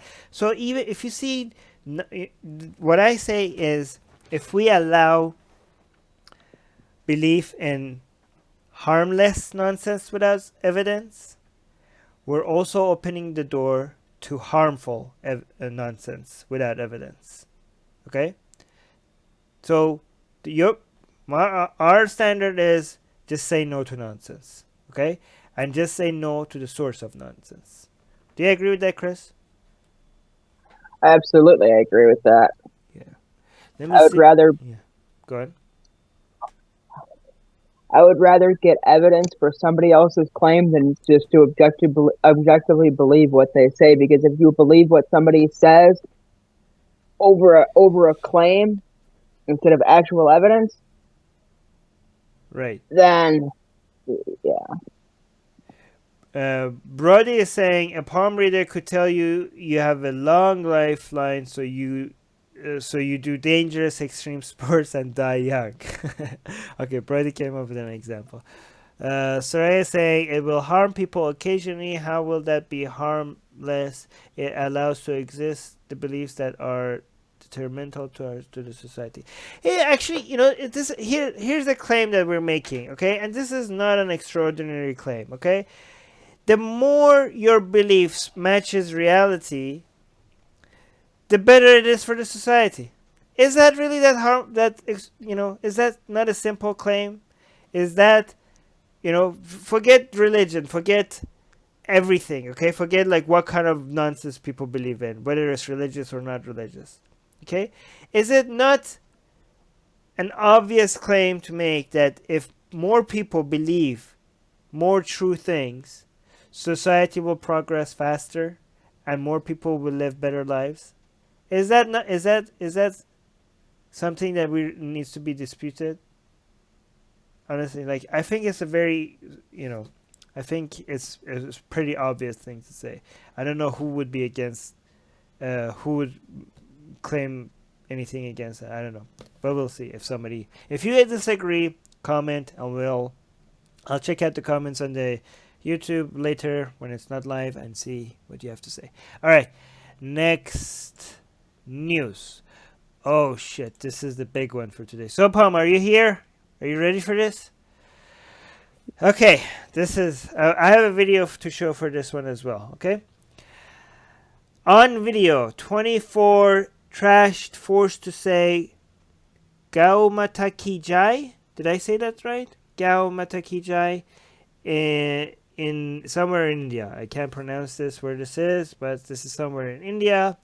Let me actually read the summary before I show you the video. A group of 24 men who claim to be transporting cattle to an animal fair in India were trashed and forced to chant Gau Mata Ki Jai by a gang of cow vigilantes yesterday. In a disturbing video of the incident filmed with a mobile phone, 15 of those men can be seen tied together with rope and forced to kneel by the side of the road in full view of the public while being made to chant Gau Mata Ki Jai. I don't know if I'm pronouncing that right, but this roughly translates victory to Mother Cow. I thought it means like all deities are inside the cow or something like that, but this is translating it as victory to Mother Cow. The men were stopped by a band of vigilantes who numbered 100, according to a report by news agency PTI, which is a local news agency by the village itself for every Hindu or Hindu apologist that is going to come and say, fake news, okay? This is Indian local news, okay? I'm going to show you the video. Last time we showed a video of something. This is happening more and more in India, by the way. And last time we said like they're not gonna be able to say fake news because we have video this time. And we showed the video and they still said fake news. Anyways, I'm gonna show the video of this soon. The vigilantes alleged the men were transporting 20-odd cattle for slaughter. They were overpowered, tied up, and paraded through the streets on their way to the police station. No action has yet been taken against the vigilantes. Police say they are probing allegations of cruelty. Okay. Sopam, you better be here. Okay, you're here. Let me show you the video. I'm going to have a lot to say about this. Okay. And I also want a clarification on this news because when I read the news, there was something in it that I could not believe. Let me see. I'll make sure it's not muted. Okay, play it.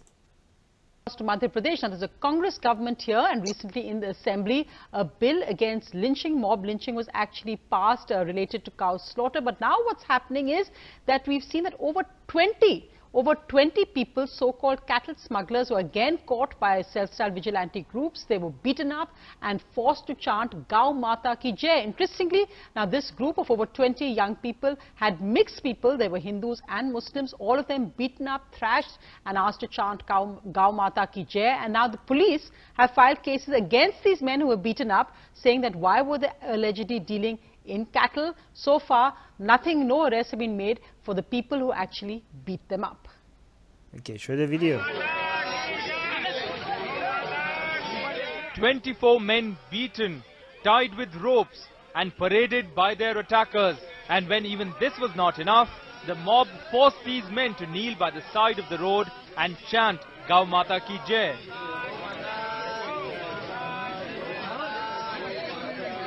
This is the latest attack in the name of the cow. These men were attacked in Khandwa in Madhya Pradesh. The reason? They were transporting 20 cows but didn't have any papers to prove that they were going to a cattle fair. The mob on its own decided that these men, 18 Hindus and 6 Muslims, were cow smugglers and beat them. Not just that, the Gau Rakshaks openly bragged about it as well. एक गाड़ी वाले ने मेरे पर गाड़ी चढ़ाने की कोशिश करी, मैंने कूद के अपनी जान बचाई। उसके बाद हमने तब आगे पकड़। All right, so I showed the video. Let me just go back to myself. Okay, okay. All right. What is interesting about this news? Actually, let me search for it in the article.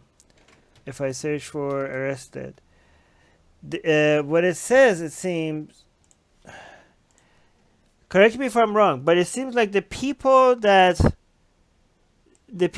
were tied by these Hindu extremists, Hindu vigilante, whatever, the people that were tied, the victims were arrested, but the people that were actually tied them up and forced them to chant that cow is holy or whatever. What does it say? All hail holy cow. They're not arrested, and they're like, we're investigating it. So wait a minute, I don't understand. Why are they arrested? They say, okay, they're arrested because they didn't have documents for transporting the cattle. Like, is that not insane? That the people that tied the victims are arrested, but the people that tied them up, the police are like, oh yeah, we're investigating it. Even though there's like, so do you see how many people were holding phones and recording this? How much more evidence do you need? Like, how come it was so fast for you guys to arrest the people that are tied up, the victims, and not a single person that has done this has been? Let me actually see. Sopam, am I getting this right? Actually, okay, let me see. Sopam is saying, Gau Mata Ki Jai roughly translates to victory to Mother Cow. Saraya is saying, yeah, it means all hail holy cow. Sopam is saying, Hindu atheists are more annoying than Muslim apologists who quote Zakir Naik.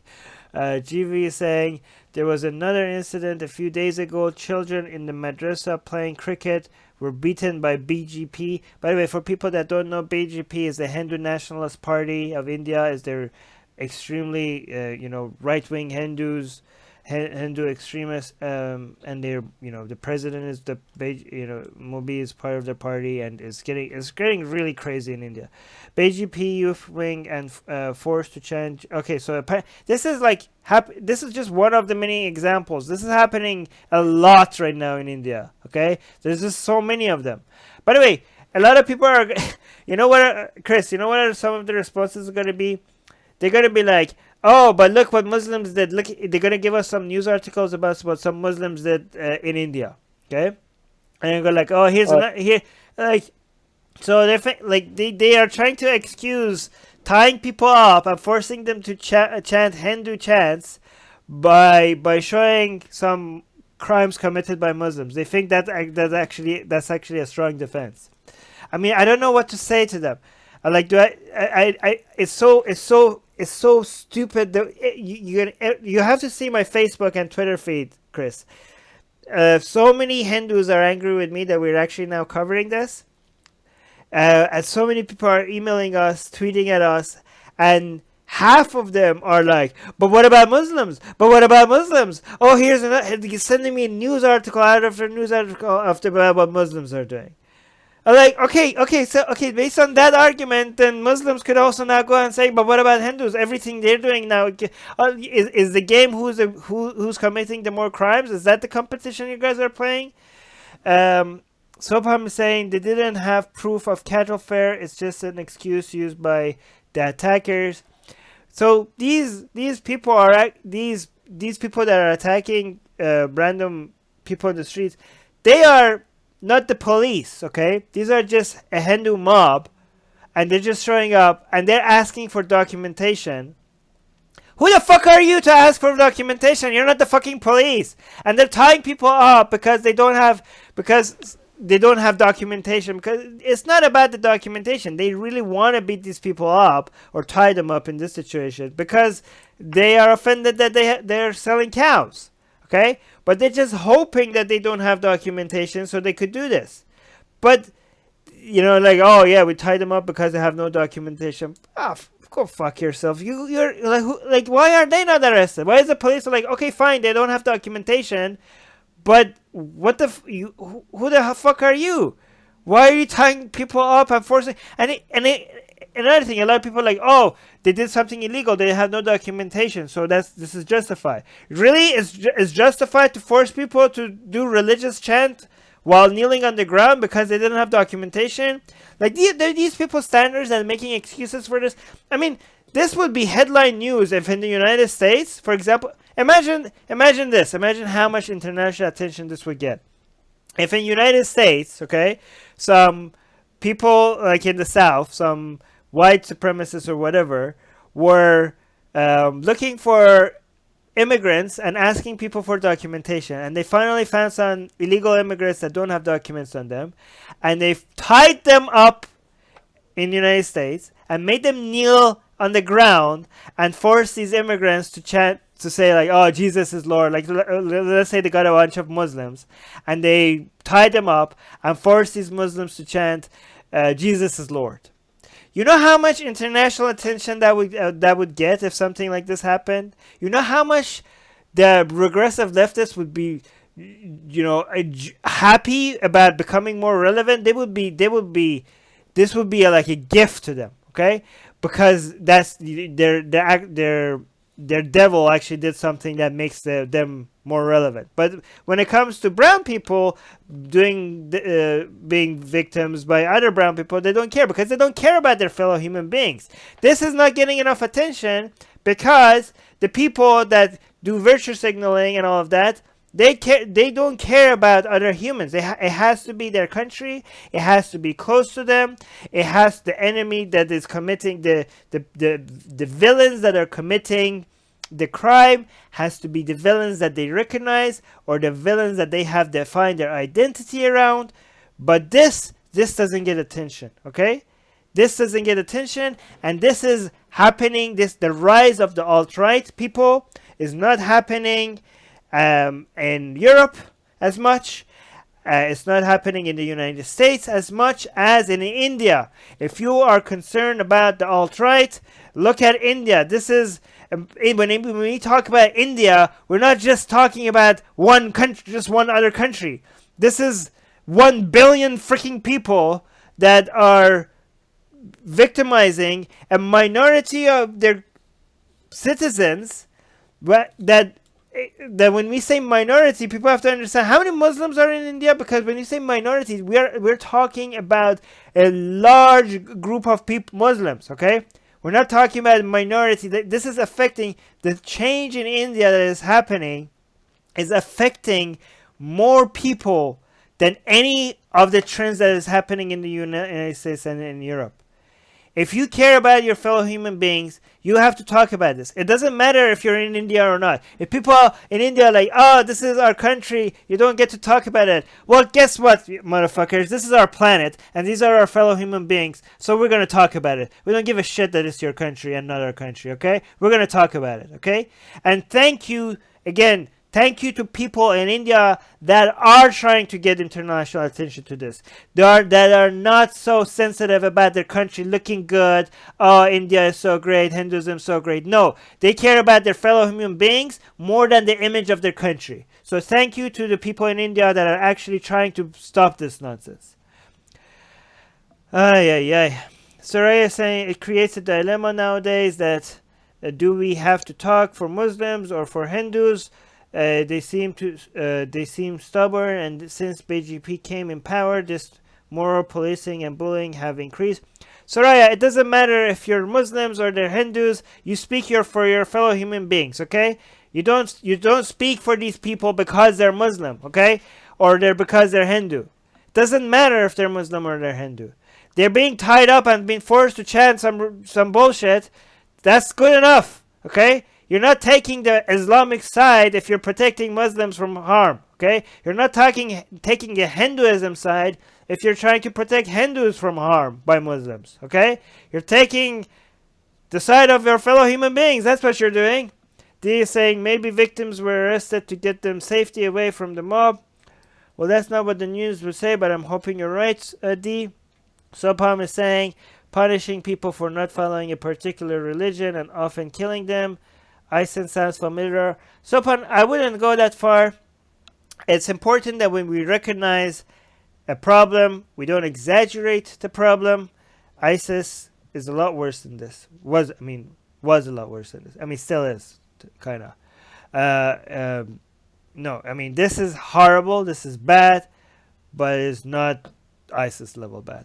Soraya is saying 30 to 40% of Muslims. What? What do you mean? Sopam is saying 200 million Muslims in India, approximately. Okay? So just don't get confused. When we say minority, India is huge. When we say minority Muslim, we're talking about more Muslims than most. What's the ranking? I think India comes to number 4 when it comes to the population of Muslims in one country. I think 4 or 5. I don't remember. But they're minority Muslim, but they're number 4 in the number of Muslims in one country. So that's how big India is. Subham is saying they sent death threats to a guy who organized a food fair which had beef as an item. And this was Kolkata, where beef is legal. The food fair got cancelled, sadly. Interesting. So, yeah. By the way, India, a lot of people don't know. In some places in India, beef is legal. Some places it's not legal, so it's not it depends where in India you're talking about. Sopam is saying ISIS is a lot worse, but still this is gradually increasing in severity. I don't think it is gradually increasing in severity. India is a major concern, and I think it will grow, but I don't think it will ever get to ISIS level cruelty. But it is still a major concern and a major growing concern. Sopam is saying it's the 3rd largest Muslim population after Indonesia and Pakistan. 3rd, even though Muslims are a minority. That's. Oh, hi Yuval. Yuval is here. All right, let's see what the top comment is. Top comment. I think it's someone from India. Is this from someone from India? Yes, I was right. See, I profiled somebody based on their name, and I was right. So, we have that in India. I have to particularly browse the dark web to find restaurants serving chili beef. This is a joke. I'm not going to read this joke. People are posting pictures of beef as a joke. I'm hungry now. Thank you, whoever posted this. I'm hungry. Richard Thomas has a comment, but it's too long, so I'm not going to read it. Okay. Let me close this. Go to the next news. Oh, wait. Let me see. Actually, read one more comment. GV is saying a youth in my state was beaten up for eating beef soup. Support for eating beef is trending in India. Oh, interesting. Okay. Next news. A majority of evangelicals feel the U.S. has no responsibility to help refugees. Oh, Chris, let me know what you think about this. Sorry, I forgot to ask you about the previous one, but I'm going to ask you about this one. So the news is saying, let me see okay, so what percentages of there was a study done. Who did this study? Is this a credible study? Okay, I'm going to look at the numbers, but Chris, let me figure out who did this. Oh, it was Pew. Okay, Pew is usually very good. So let's say the numbers are good. So the question was, what percentage of the following religious groups believe the United States has a responsibility to accept refugees? Okay, so the religiously unaffiliated was 65%. Black Protestants was 63%, Catholics was 50%, white mainline Protestants was 43%, and the lowest ones comes to white evangelicals to 25%. By more than 2 to 1 white evangelical, this is like half of the average. The U.S. does not have a responsibility to accept refugees. Other religious groups are more likely to say the U.S. does have this responsibility. I really don't understand what they mean by responsibility, because the law, international law, says they have a responsibility. I think that a lot of people are confused between the definition of a migrant and a refugee. I think most people, when they hear refugee, they think migrants. Right?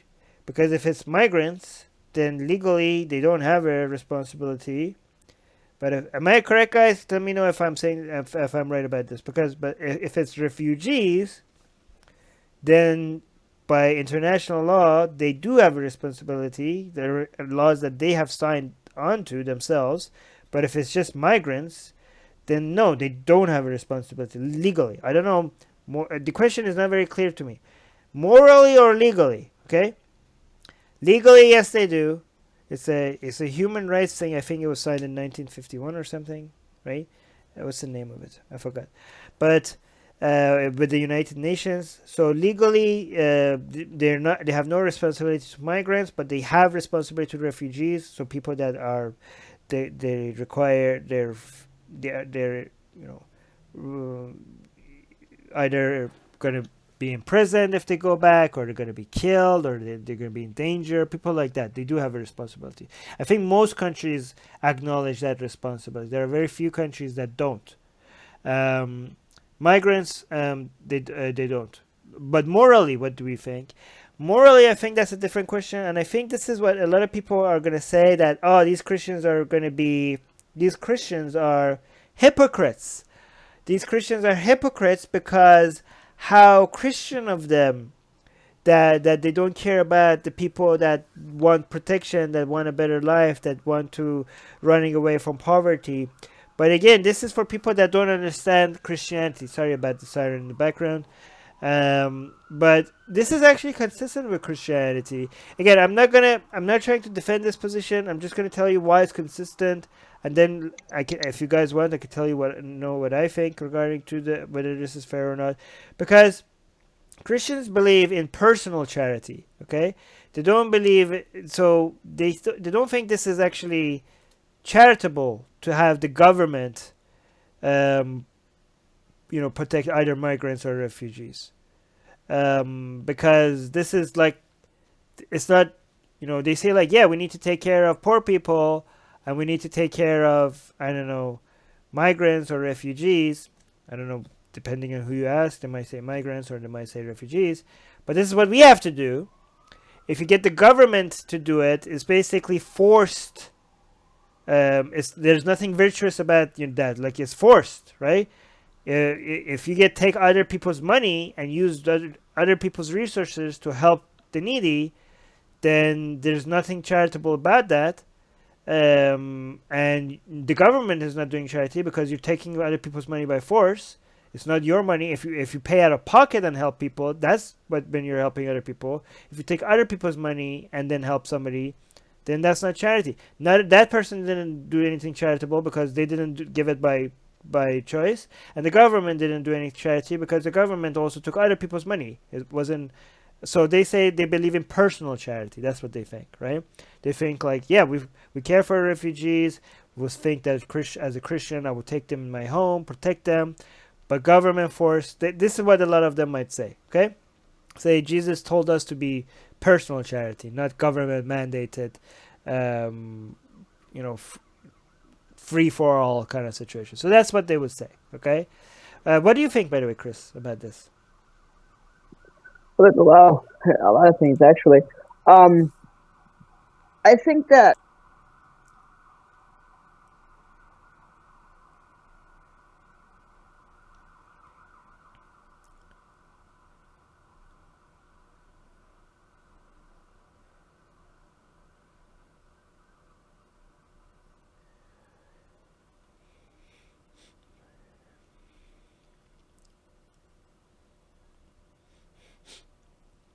law states in regards to refugees.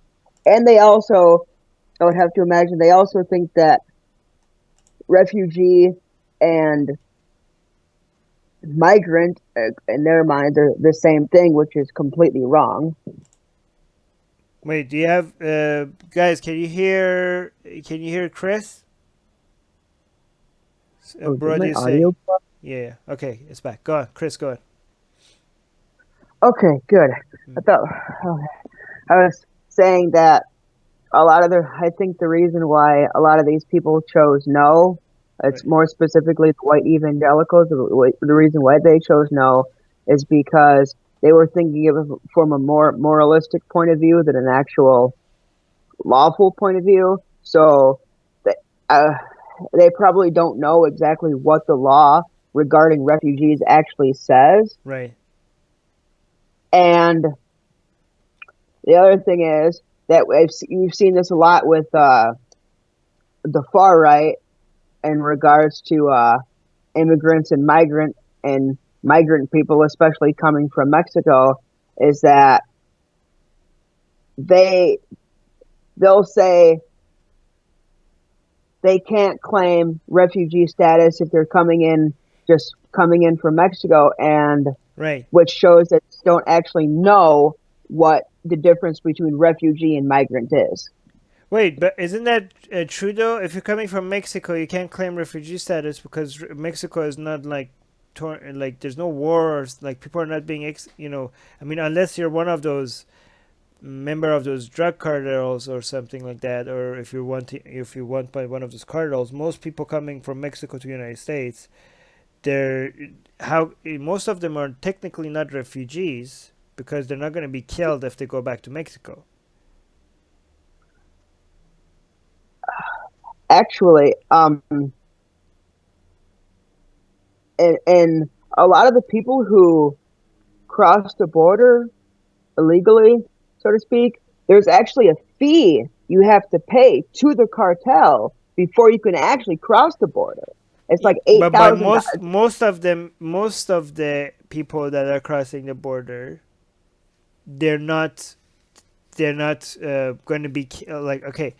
Mexico is pretty safe compared to refugees coming from other places like Syria, or I don't know, like ex-Muslims from Iran, or women fleeing Saudi Arabia.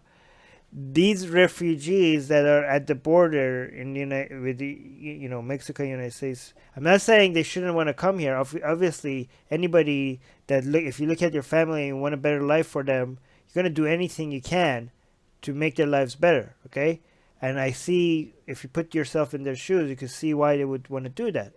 I would want to do that if I was in their shoes, right? But that doesn't mean that they're refugees. Refugees if nobody is hunting them down, right? Some of there are a few cases that are like that people are like, hey, I'm being hunted down by this drug cartel. Please save me, okay? But some people might suggest that all these economical migrants are making it harder to find those refugee cases. The people that actually need to be, a lot of these people are actually scared now because they think this might be a last chance for them to be able to get to the United States, and they want to come to the United States because of a better life, not because they're in danger of dying or anything like that. And the numbers have increased because of Trump. Everybody think like, oh, any day now this is good. Everything is going to be shut down. Nobody's going to be able to cross down. So everybody's flying to Mexico now to be able to take advantage of this last chance to cross over, and this is making it very difficult for people that are actually in life and death scenarios, because they're like, I'm not going to the United States, for example, because I want a better life. I want to go to Mexico because if I stay here for another week, they're coming up and killing me, okay? And these high numbers is making it very difficult to find those people. Do you know what I'm saying? Anyways. Yeah. Does that make sense? Oh, by the way, T is saying Mexico is not part of treaty for asylum seekers, so they don't have to apply in the first country they land in if it's Mexico. For this topic, contact. Okay, wait. I know. Okay, so you're talking about something legally, right? That they don't have to apply in the first country they don't have to apply in the first country they land, but that doesn't change the fact that whether they apply or not as refugees, most of these people are not refugees. I mean, is that a controversial thing to say, that most of these people are not refugees? Because these are hundreds of how many people are at the border right now trying to cross over? Not that the drug cartels and all of those people, they're not going after that many people, okay? The assassinations of the drug cartels, they're targeted. They're not going and mass shooting thousands of people, okay? There's not a war happening in Mexico right now, okay? For most people that haven't been involved in drug cartels and stuff like that, for most people, and again, I know that most people that are crossing the border, the original destination is somewhere else, okay? But once they reach Mexico, they are not in a life and death scenario. Even when they were, I mean, a higher percentage of them were in a life and death scenario when they were back wherever they came from. But still, most of them are not. Okay? And I'm not trying to belittle their aspirations, right? I understand that some people don't want to live, they want better lives. That's something that everyone wants. I'm not saying they shouldn't want that, but I'm just saying that, yeah, I see that, but they're not refugees. And yeah, maybe is this a controversial thing to say that the Mexico is relatively safe? Old Scratch is saying the gangs threaten to kill people if they don't join the gang.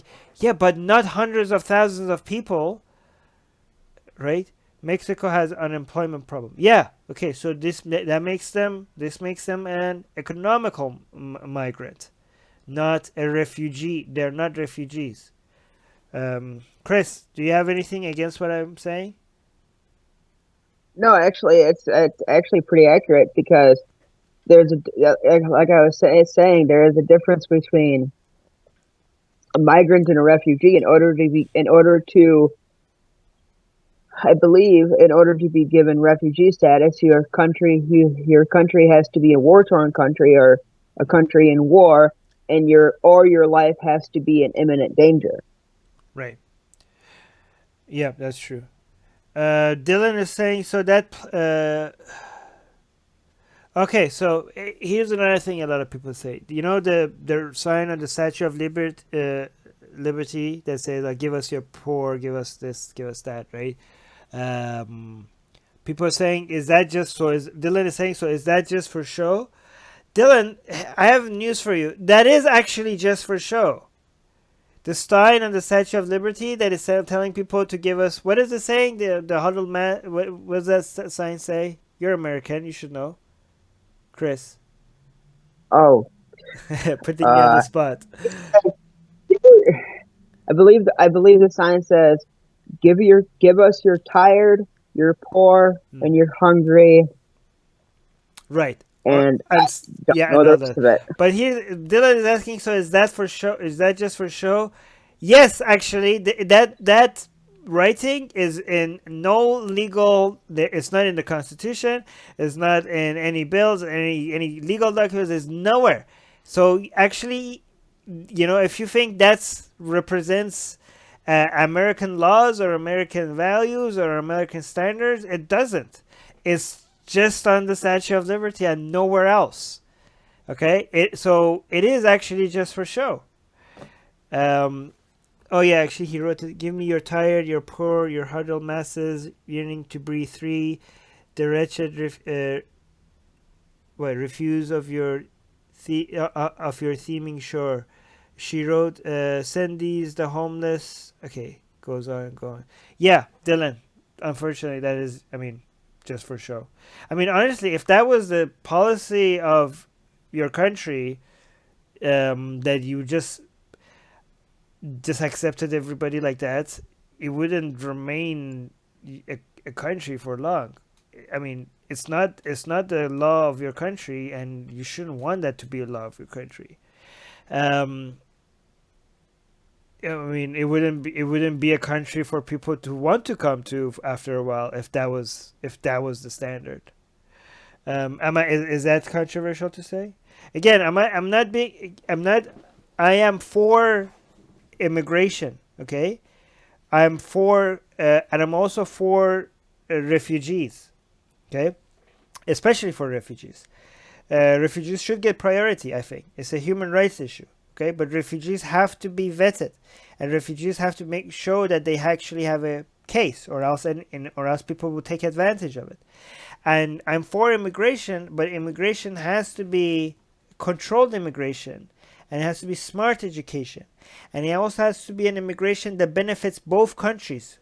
The immigration, but refugee, no, you don't have to worry about benefiting the other country. Okay, in fact, fuck the other country when it comes to the refugees, because they're gonna kill the person that's running away.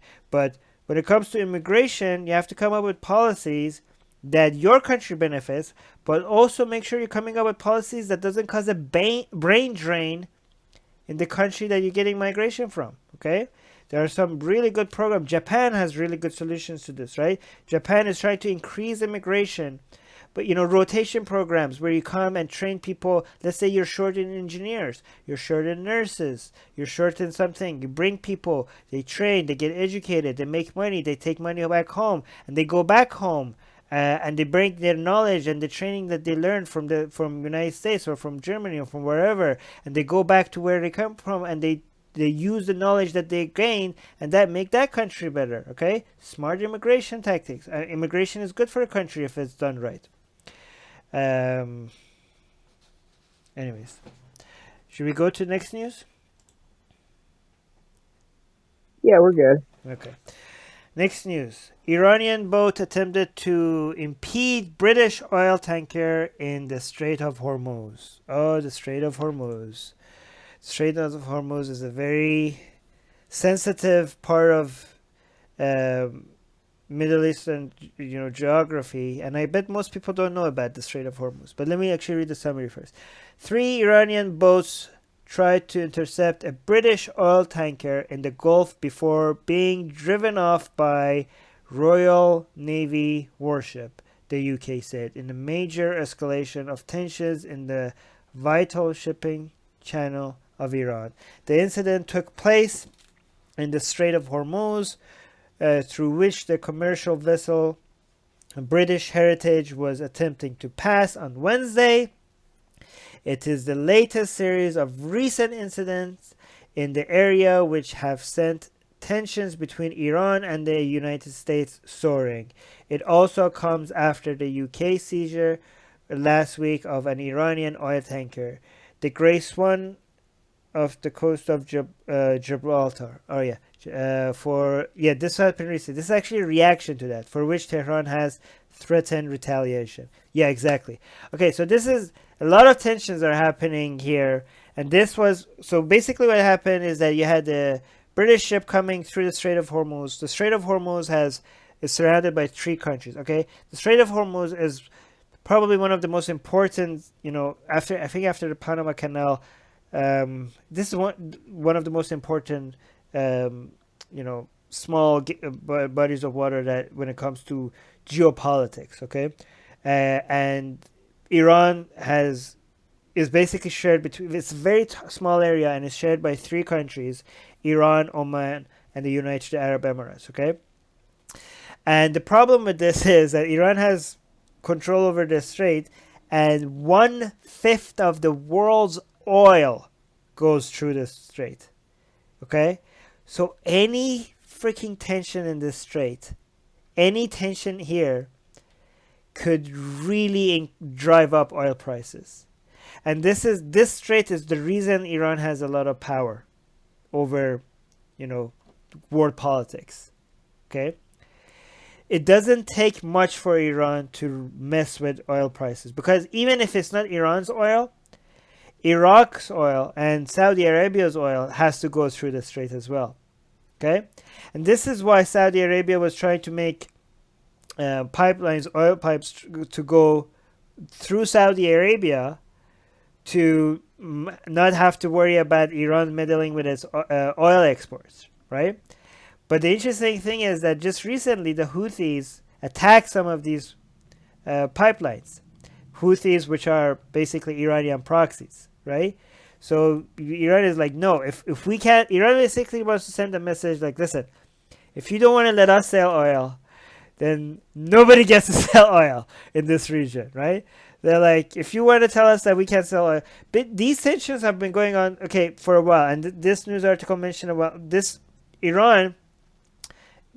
United States is trying to make it so that Iran cannot sell a single drop of oil. All right, it's very difficult to do that, especially when China and Russia are not on the United States side. But the United States is trying to do its best to reduce Iran selling its oil, to basically bring crippling sanctions to Iran. But Iran apparently was recently selling oil to Syria, and going all the way from another direction under Africa and going all the way up. And this ship was taken by the British. They stopped them. I think, apparently, I guess the Americans told them about it, and the UK went and took the ship.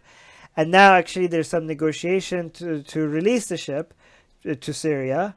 So I don't know, how could there be negotiations to release the ship if the UK was saying that this ship was illegal? I don't understand how that works. Either it was illegal or it wasn't. But anyways, a lot of people are saying this, Iran going and trying to stop this. I don't know if they were trying to stop it or were just trying to intimidate. It was a reaction to the British doing that earlier with the British taking an Iranian ship, right?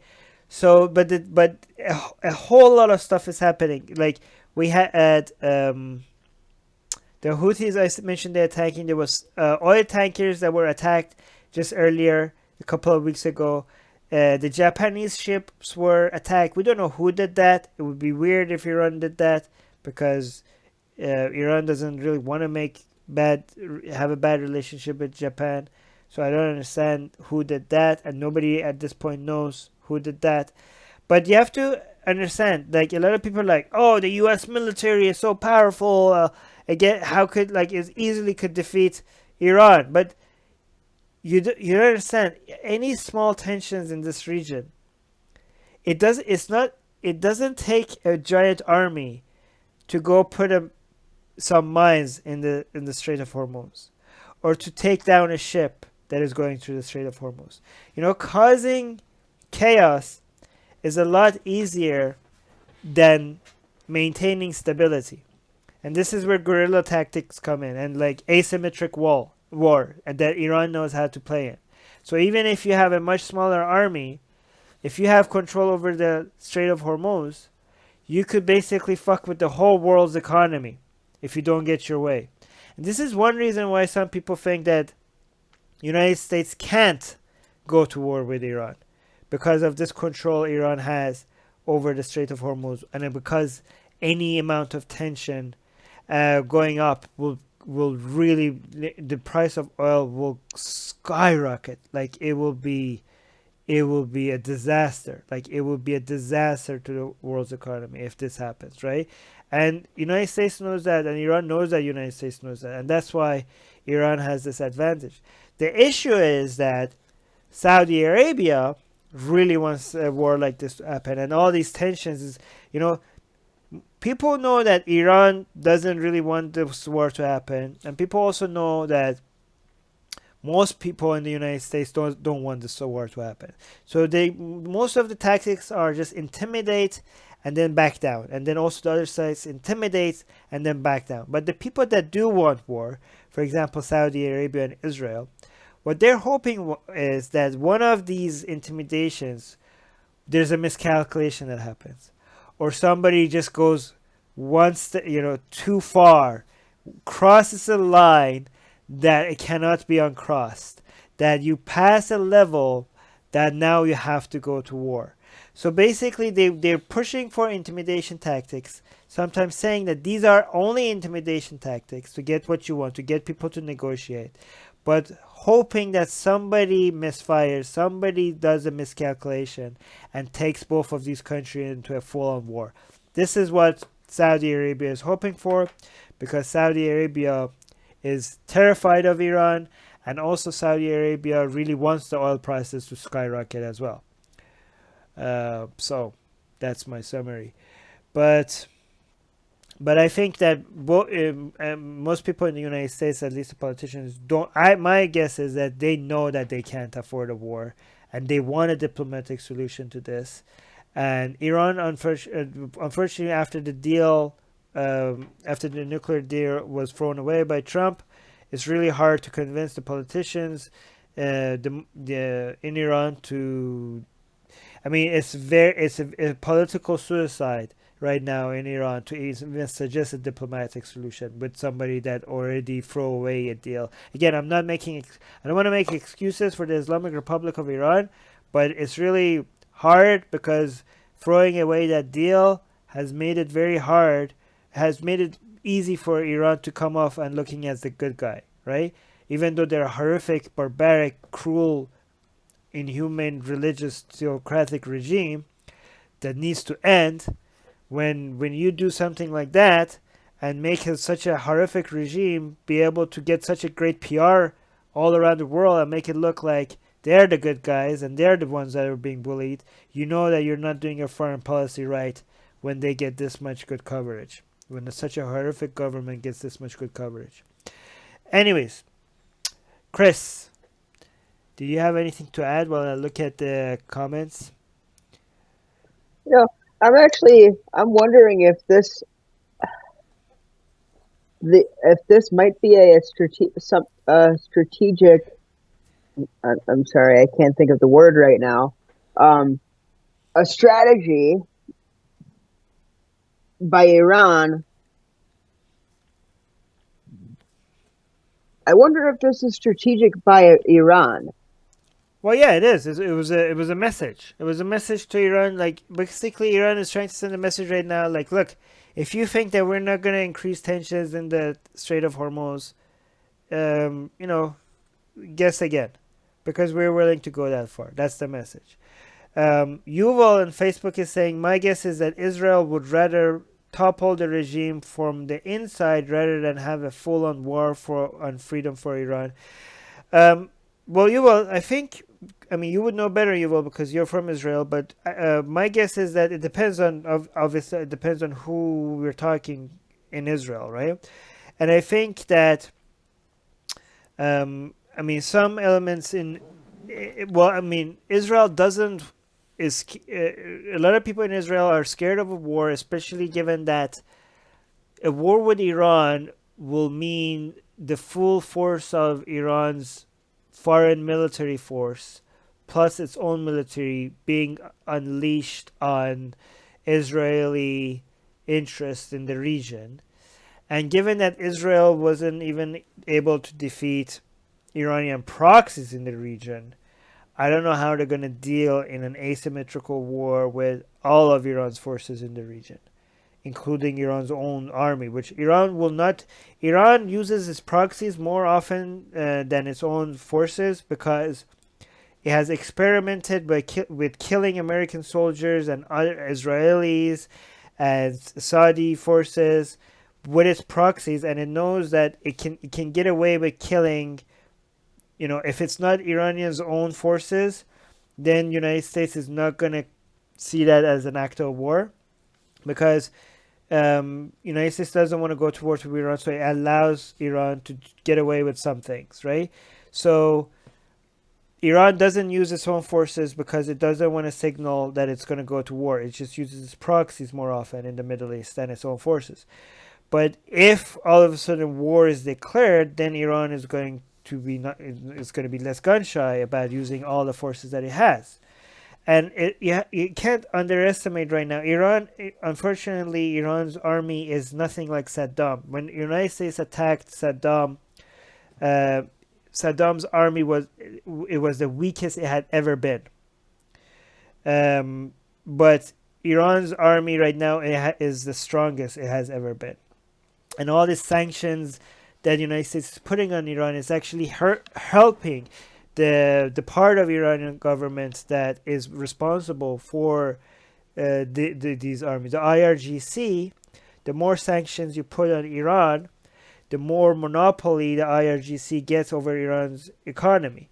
Because without the sanctions, when the sanctions were removed, the IRGC, which is the Islamic Republic Revolutionary Guard, it was losing its influence because it's not just the military in Iran. It also it owns a lot of companies, telecommunication, gas companies. So it's and all most of the contracts was going to them.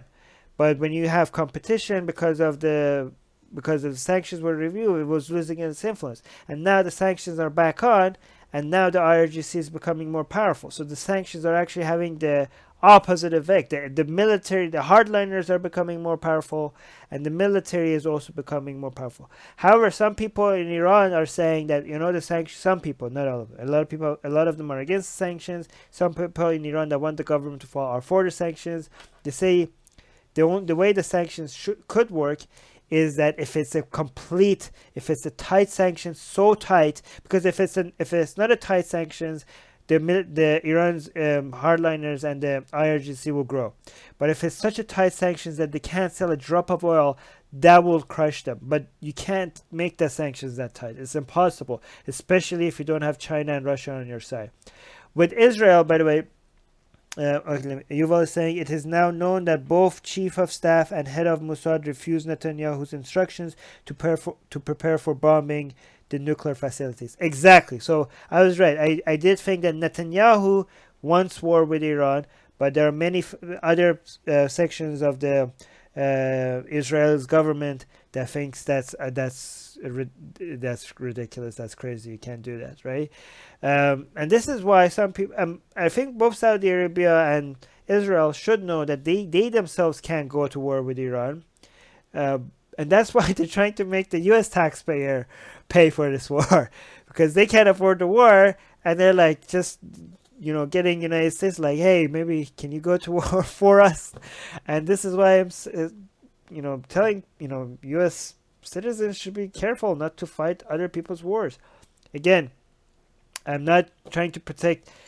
I'm actively working against Iran's Islamic government. Okay, but I don't think this war would be a good idea. There are, like Yuval said, it needs to come. It doesn't have to come from within, because even if it comes from within, it can be done with a lot of support from outside, even if it happens from within. But I think what people don't understand when it comes to Iran is that this is not just a military battle. This is an ideological battle. They understood this when they defeated communism. The fight against communism was not just a military battle. It was also a war between capitalism and communism. And because capitalism around the world won most people's opinions, eventually communism would die as well. It lost the support. What I think when it comes to Iran, to defeat Iran, again, this is something you could go research. The thing that you need to defeat the most is the concept of velayat faqih. If we could destroy that ideology in Iran, that's the best shot you have at taking down the Islamic Republic.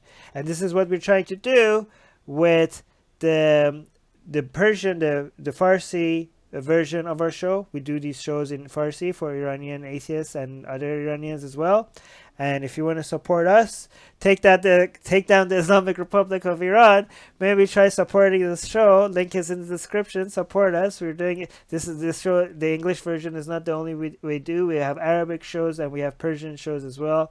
And this is one form of activism. Do you see how I did that plug? Did you see that? Was that smooth or not? Like I just asked for donations. Just brought it right in there. Very smooth. Like that was pretty good. Okay, but yeah, shameless plug. Shameless plug here. Just promote our show. If you don't want to donate to us, if you don't want to support us, at least share it with friends. Subscribe and all of that stuff. Come to our YouTube. Suggest our YouTube channel. That's what we need to grow. If you want to help us, but if you can't donate and support us, please do that as well. All right, but that was our last news. Did you want to add anything, Chris? No, actually, it was fun. Everything that I was going to ask you, actually, I already answered it for me. Oh, great. That means I did a good job. Okay, guys, thank you everyone in live chats. Thank you, Sobham. Sobham recommended some of the news today. Sobham, I was mentioning earlier that I really would love it if you could get good internet connection and join Chris and I or Ali and I as a co-host. Let me know if that's a possibility for you, so that you could comment on the Indian or Hindu related news when we do that. If you could get good connection and no background noise, we would love to have you. Most of our Hinduism related suggestions come from Sobham. Also, Yuval keeps sending me suggestions, but I don't get to check them. I might have to add him to the group for new suggestions so he could send it to our team. Comment in the description, in the comment section about the news that you think we should cover next week. Brody is saying thanks, guys, good stream. Oh, thank you. Sobham is saying I don't have problems now. Okay. I have good connections now. Oh, great. Maybe we can get Sobham to join us. Chris. Oh, that's Chris in the comments. Oh, wow. Steve just gave us a $1 super chat. Oh, that's because see my promotion worked. Thank you, Steve. That's very kind. Thank you, Steve. That's very sweet. Okay. Love you guys, and thank you for commenting. Thank you for correcting us when we were wrong, and see you guys again next week. Bye.